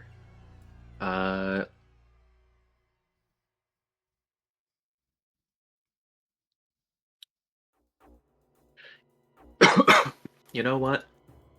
I'm gonna spend my last 2 sorcery points. Okay. Not sorcery points. Quicken spell. That's what I Right. meant to click and populate. Mind Sliver again. All right. Fails this time. Alright, they will take 6 psychic damage. And then Very they subtract a d4 from their next save, Which is the concentration. Oh, Ooh. well, So minus cross a your fingers. D4. yo. Oh. Oh, Ah, Come on. that was almost really It was- cool. good idea, though. It was a good idea. That was This almost really guy's cool. mind is a steel trap. Dang it. Alright. They are int-based characters.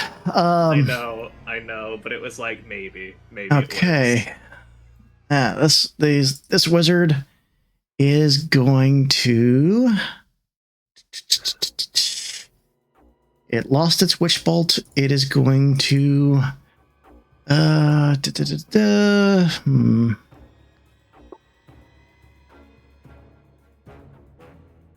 Let's roll a d4 here.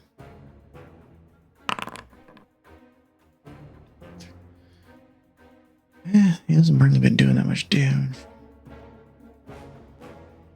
Yeah, it's gonna try to witch bolt the bug again. Damn it. It's not a bug, it's a monster.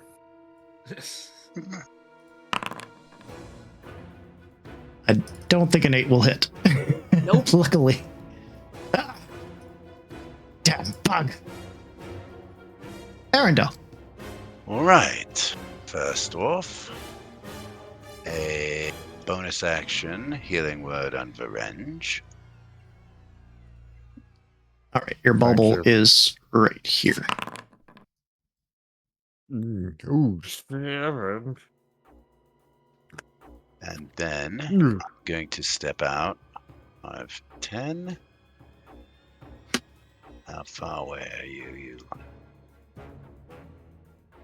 Yes, and I'm going to try the same thing with a mind sliver on this one. Okay.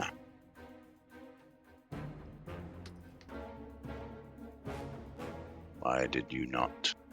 There it is. Damn. Ugh. Yeah. Steel trap. Oh boy. And I will step back in. All right. Dougie turns. Crossbow.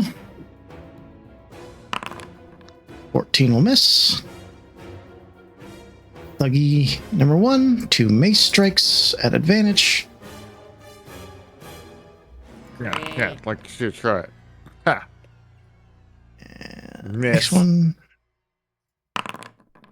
Miss.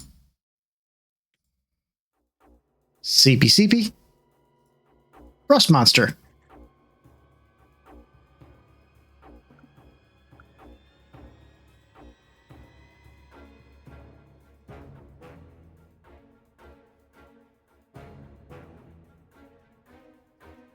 Bubbles. Mooney. What? Oh, I'm sorry. You said rust monster and my brain did not compute. My bad, yo. The bug's turn. Alright. Bite. Okay. 18! There it is. Hit me. 8 damage. Okay. I'm assuming you would like to tentacle him again. SNA twice. Okay, he's getting used to it.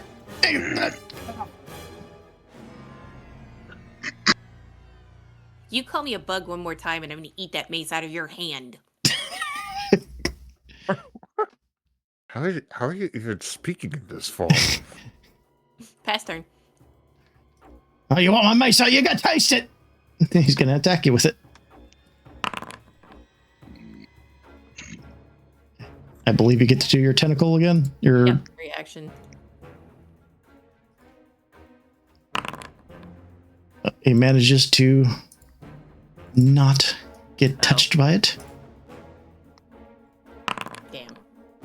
but he misses both his strikes against you. Yay! Shade. Let's see if I can hit the one I've been trying to hit all night. Which one is it? Is the one over here? Yeah, that one right there. Okay. I'm gonna like steady aim at advantage. Oh my god. He is just Outside of a barn. yeah. Today's just not a good day. This one wizard. That's it for me. Revenge. All right. This guy right here, he's still getting a taste of the Shadow Blade.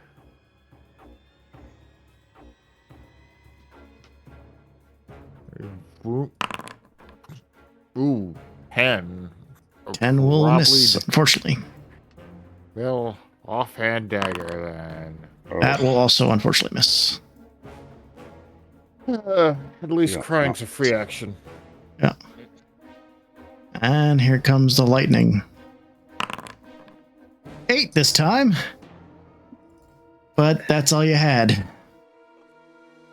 Oof. Revenge, taking hit after hit, ends up going down. Oh shit. Umbra. Okay.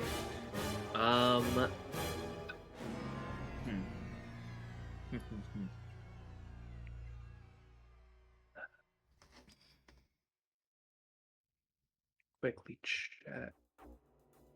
Tools on a thing.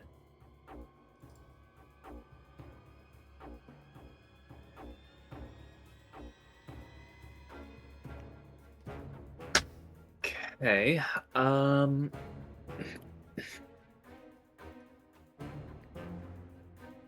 So it doesn't take an action to do that.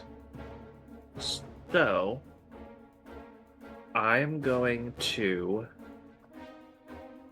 convert my second level spell slot into 2 sorcery points. Okay. And then I am going to move. What's the point is control click. So hit here, and then I'm gonna dash down to here. Okay. And then I'm gonna quicken spell with the 2 sorcery points. Inflict wounds. Okay.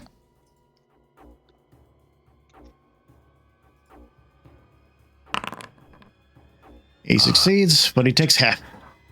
All right. 5 Okay, my damage. research. Ah!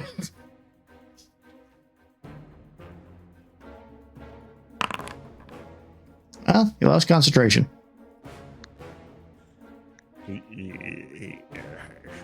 They can't.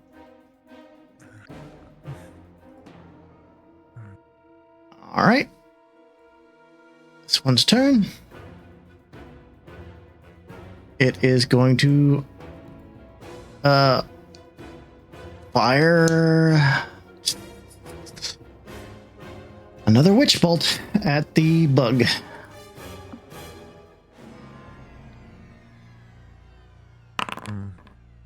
Fails again. Man, I am just witch bolt proof. Yeah. Yeah. Arendelle. All right. That's. I think I'm going to do literally exactly what I did last turn. Healing word on Varenge.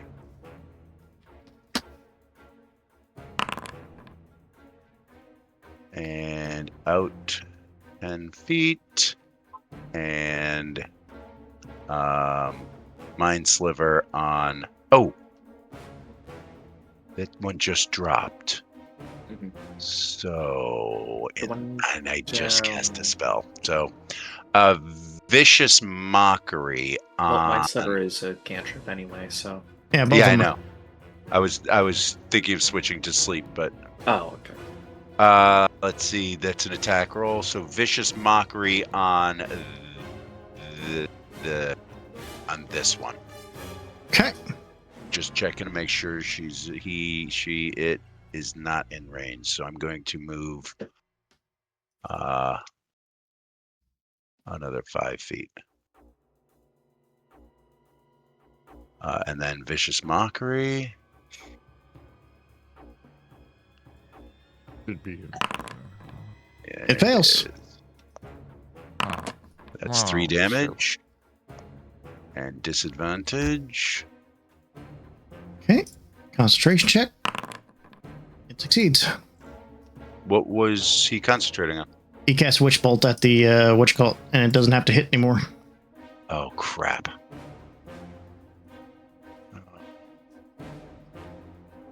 Sorry, milady. Ah, it happens. That'll end my turn. All right. Thug turn. Seeing that Fun times. this one's going to march up to Umbra. Make 2 mace strikes. 7 and 5. If it's any consolation, the thugs can't hit worth a damn. This one, let's do a perception check to see if he noticed that Orange woke up. He did not. So he is going to move to attack the rusty monster. Shoot bug. 15, I believe, will hit. Yes, it will. 7 damage. I am out of rust monster form. Okay. Let me- And you still use it. Oh, wait, no, you don't have a rush. Never mind. Alright, so that takes 2 out of my 4 temp HP out. What the devil? And he's going to attack you as you shift out of the rust monster. Miss! Yep. Nice. Okay. Sleepy. Mooney, your turn. Alright, so bonus action healing word on Varenge. Okay. Slight rules thing with how Wild Shape works now. You wouldn't have had that temp HP after you came out of it because your Wild Shape forms are now temp HP. Oh, okay, I'll fix it. Slight rules thing.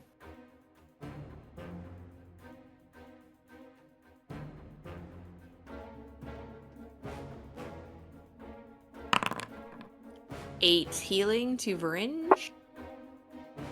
Thank you. Thank you very much. Okay. And I'm going to... So that was a bonus action, so for my main action, I'm going to disengage and fly up. Okay.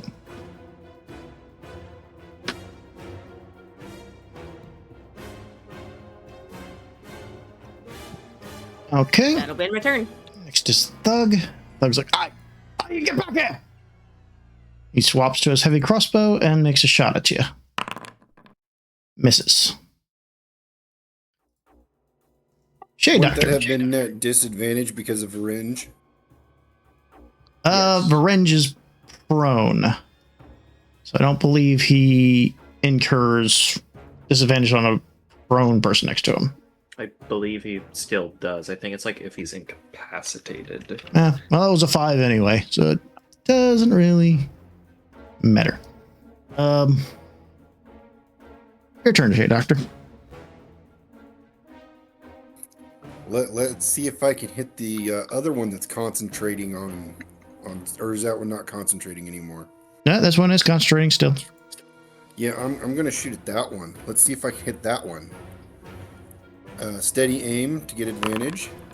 Oh my goodness! That will hit. Thank God, I hit something finally.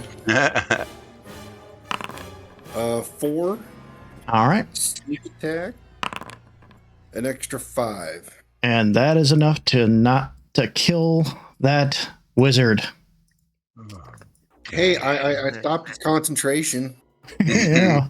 It stopped concentration forever. Yeah. And then I can't move because I steady aim, so that's it for me. All right. Varenge, you are on the ground. Your eyes flutter open. You feel pretty darn good considering you just got electrocuted a lot. I'm gonna stand up. I hate you. I hate everyone here. I'm gonna get back in my blade song. And All right. we're gonna use shock and grasp on this dude. Okay. 14 will hit. 14. Excellent.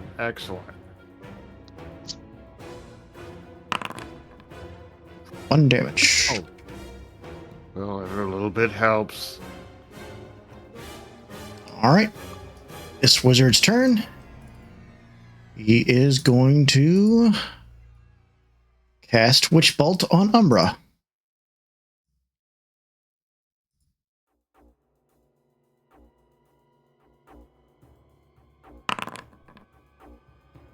$24 That hits.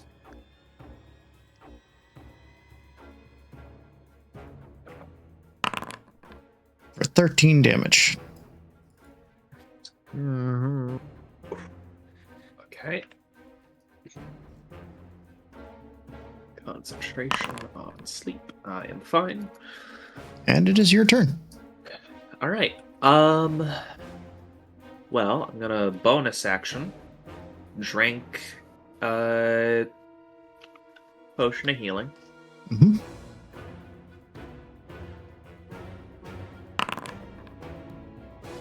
All right.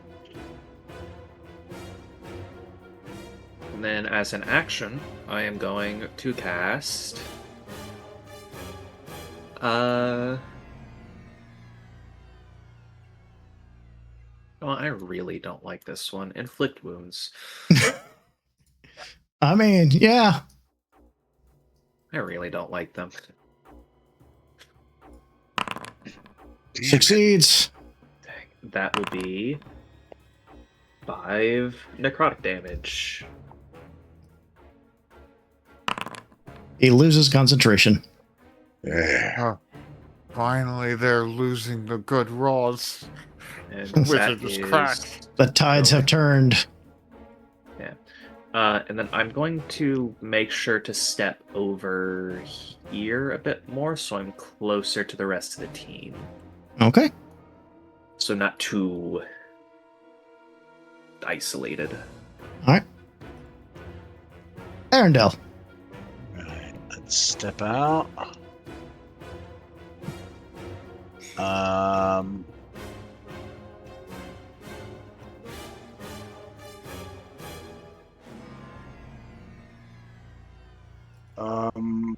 I don't know what to do. I'm going to.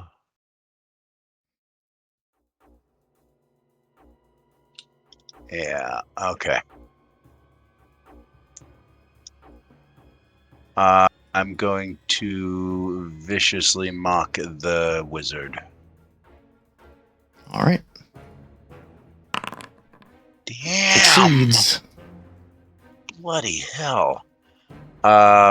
It's 15. You do still have the bauble on the ground over here. I know, if I pull it back and it misses that one thug, then I'm going to hit Varange. I've got to try. I'm going to bonus action, bring back the bauble. Okay. Spell attack, please. Well, it might not even hit Vrench because he has a 21 AC. So. Oh, good point. Good point. Yeah. That's a Yeah. crit. Hit the living shit out of him. Just brain him. So I'm going to roll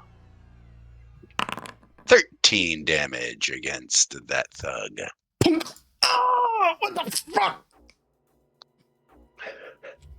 Oh, really? Still up. And I will move back to where I've been. Yeah, Hanging shit out. AC, big health. That'll end it. Okay. All right. This one's going to try to attack Umbra twice. 21. That hits. Okay. And I'll just roll the second attack as well. 14. So just one hit. 7 damage. All right.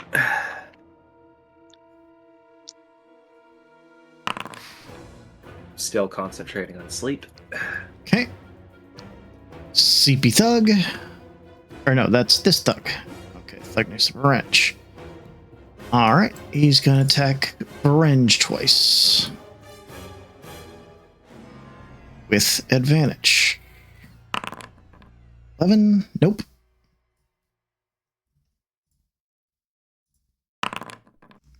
14. Nope. CP Thug. Mooney. Woohoo! Alright, I'm 20 feet above, so I'm going to hit this sucker because he's still up.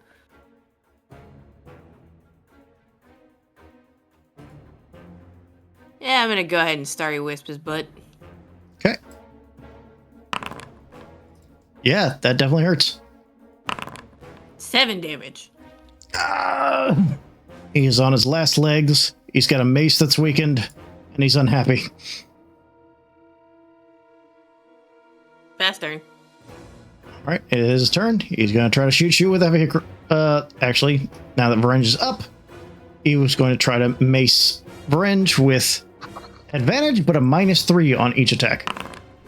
-4 on each attack. -4, yes. So, yeah, no, he doesn't. He's like, pretty he's pathetic. kind of looking at the mace and seeing it fall apart, like, what the fuck is going on? Shade.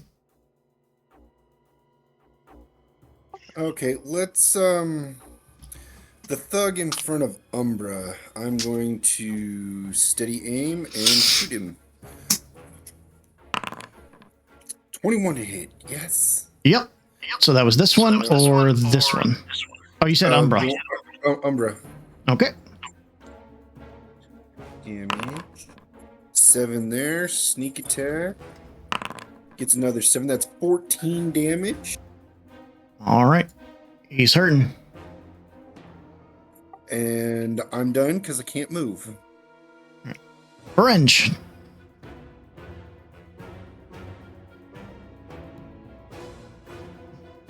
Okay, see, here's the thing. I'm starting to get tired of these guys and their nonsense. So, yeah. In spite of the fact that the unconscious one is going to be in on it, I'm going to cast Thunderwave. I hate these guys. Is it emanating forward from me or centered on me? Cubes are usually the face of the cube is on you, and the entire 15 feet is in front of you. Yeah, so it'd be like this. Okay. Yeah, Thunderwave the bitch. So they all make Constitution saving throws because I've had enough of this. Succeed. Succeed. Sleepy one fails. But they take half damage, so roll your damage. 9 total. 9. That was enough to kill that one. This one takes 4. And Sleepy one takes 9 and is now awake. Yeah, sorry, but... Oh, what's going on? Ending concentration on sleep. And the sleepy the sleepy one still has -2 to its Mace. Yes. Pirate wizard. He's losing some folks here. He is going to cast Fog Cloud.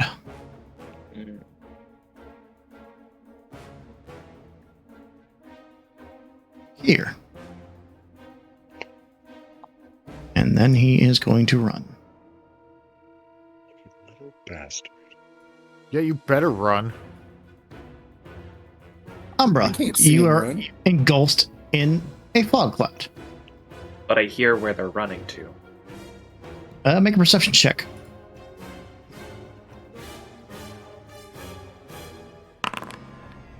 Yep, you hear him running away from you.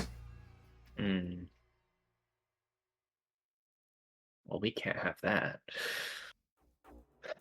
5, 10, 15, 20. Okay.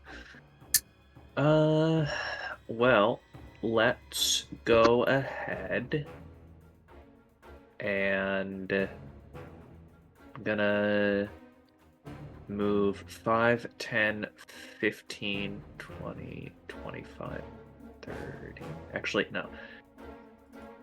Gonna go 15 feet over here. All right. Thug is going to opportunity at disadvantage. He cannot see me. So he, I don't believe, can get an attack of opportunity.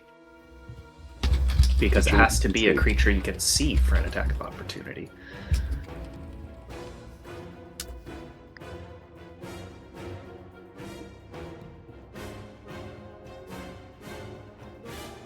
And I am going to cast Witch Bolt on the person running.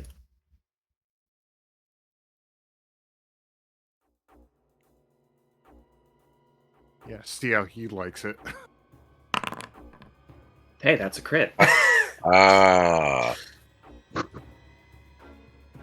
Okay, so I will allow this ruling, but I will let you go knowing forward that will be used against you as well.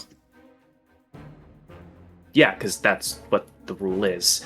You can't make an opportunity attack against someone you can't see. Okay. So 20 lightning damage to the person running away. All right, that'll take him down. All right. It's 15 feet of movement. They are now gone, which means the fog cloud goes away. So I'm just gonna then move 30 feet back over here, and bonus action, drink a greater healing potion.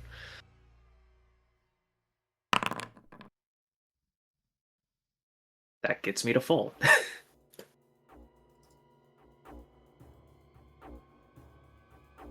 And then I'm just gonna turn to this guy here, because Fog Cloud's gone at this point.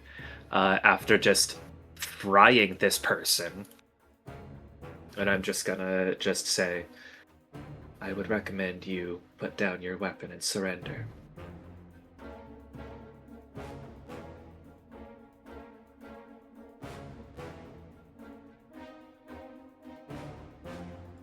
This does not seem to be a very good situation for you.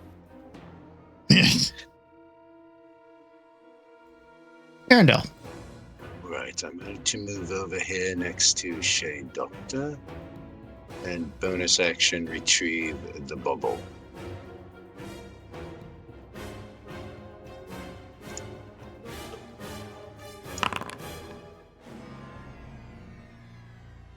Against this gentleman.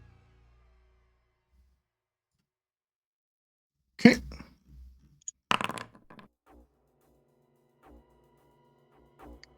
All right. So you're even the bobble against that gentleman. 7 and 25 with a 7. Okay. Yep. 7 damage. It's a bonus action. With my action, I will cast Silvery Barbs on that same gentleman. Mistress Mockery? Okay. I'm sorry. Silvery Barbs. Where did that come from? Not sure. He fails.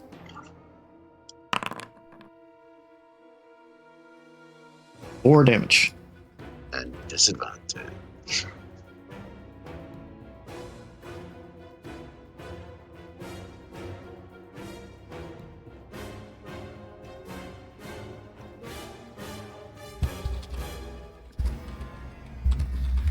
Sorry, and my turn. Okay.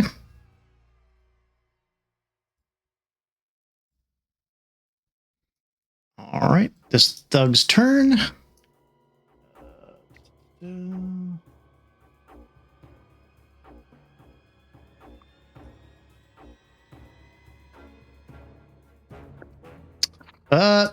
Yeah, he's just gonna keep swinging at you.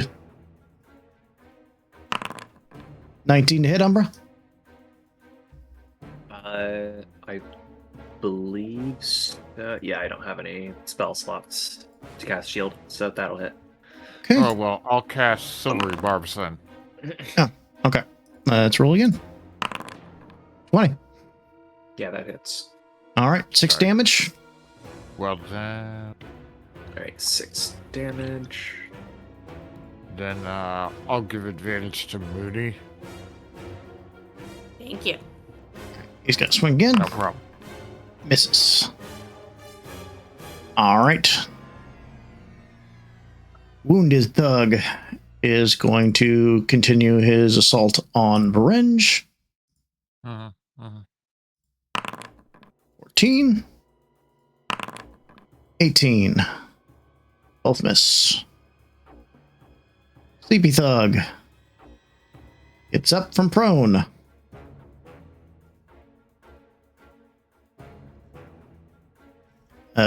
Sees everyone almost dead or dying around him, and he is going to 15 feet, 30 feet. Mooney. Alright, that dude just took off, huh? Yep.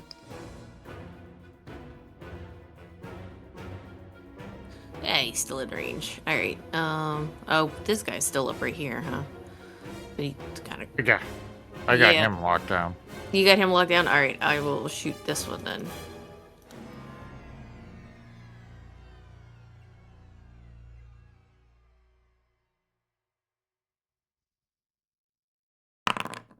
It's a 21 hit.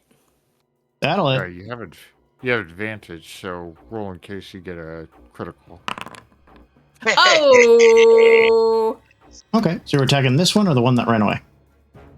This one down here, I have it targeted. Okay. 10 damage. 10 damage. Still up, though. That'll end my turn. Shade. The one that's running away, we're going to steady aim shoot him. Okay. That will hit. 18 or 4. Sneak attack gives us an extra 6, so a total of 10. That's exactly what you needed to kill him. Nice. And that's it for my turn. All right. Orange. Wow. Okay. Thing is, with weapon attacks, although I can't, it is not going to allow me to add. We'll just add +1 to the roll. Yeah. Okay. So I'll stab him with a dagger. Okay, that'll hit. Okay.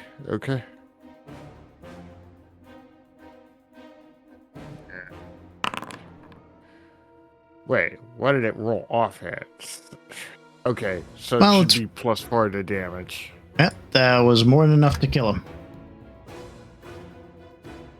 Okay. Let me double check dagger storm range to make sure I got that. Dagger See if throwing I'll range be is able to- 20. Okay. But you got more than enough to move up and throw the dagger if you'd like. Oh, actually, I don't have to throw the dagger. I get a +10 to my movement if when I'm in my blade song. So I'm just gonna dash over to this guy. Hello. 15 will hit. 4 damage. All right, and that'll end my turn.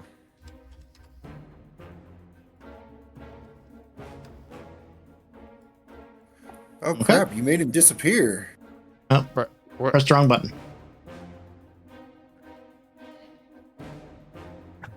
Oh, he went underground. There you go. He was a mole person. Umbra. He also moved.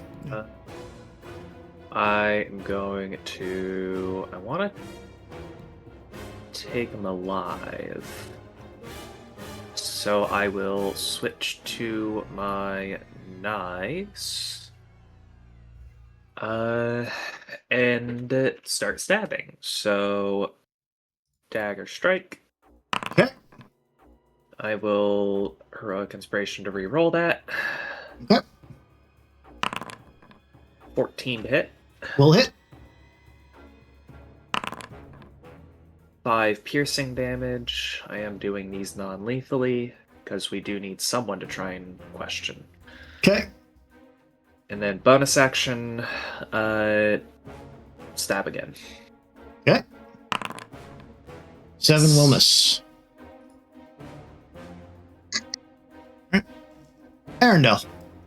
All right. Bonus action, retrieve the bauble. Okay. Nothing in the way, so it just zooms toward you. I'm going to move to here.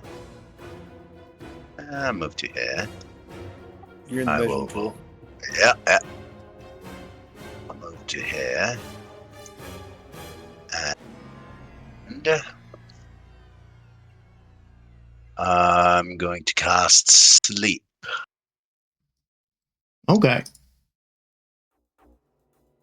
Right here.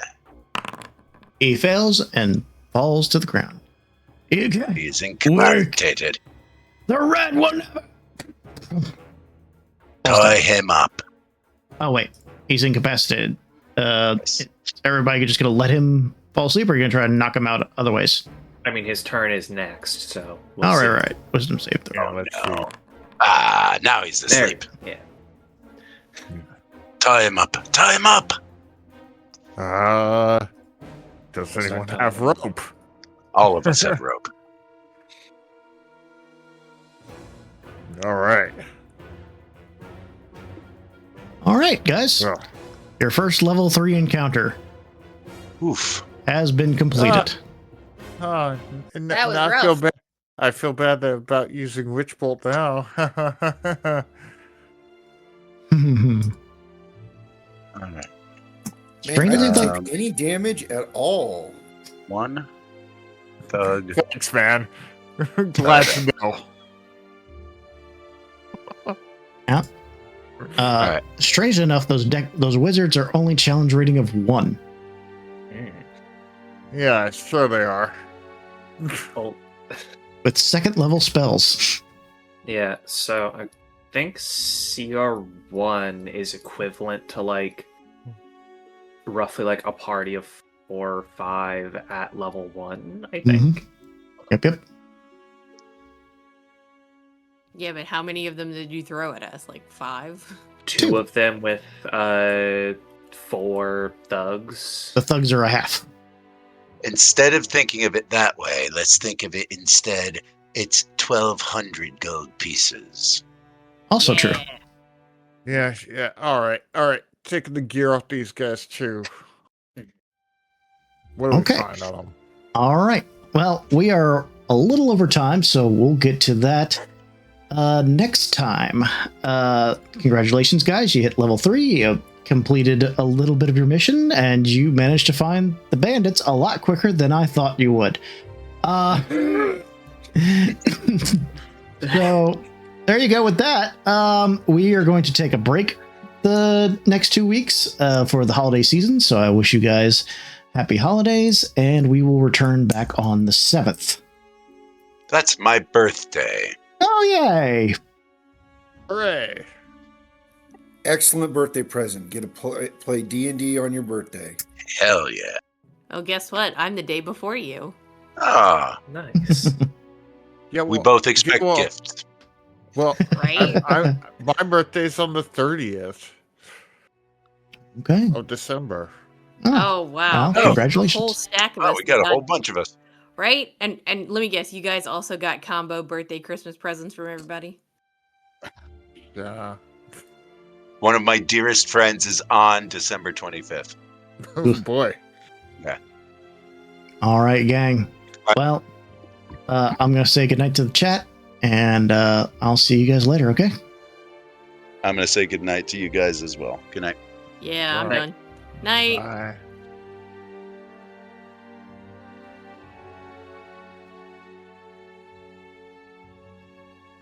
All right, gang. I do appreciate everybody hanging out.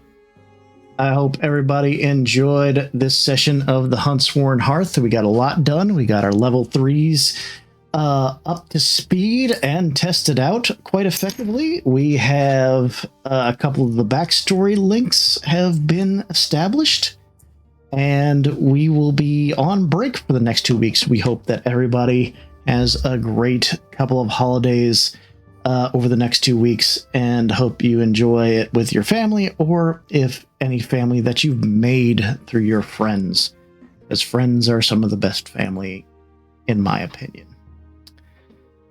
All right, so we're going to find somebody to raid right quick. I'll be right back, and we'll find who we can.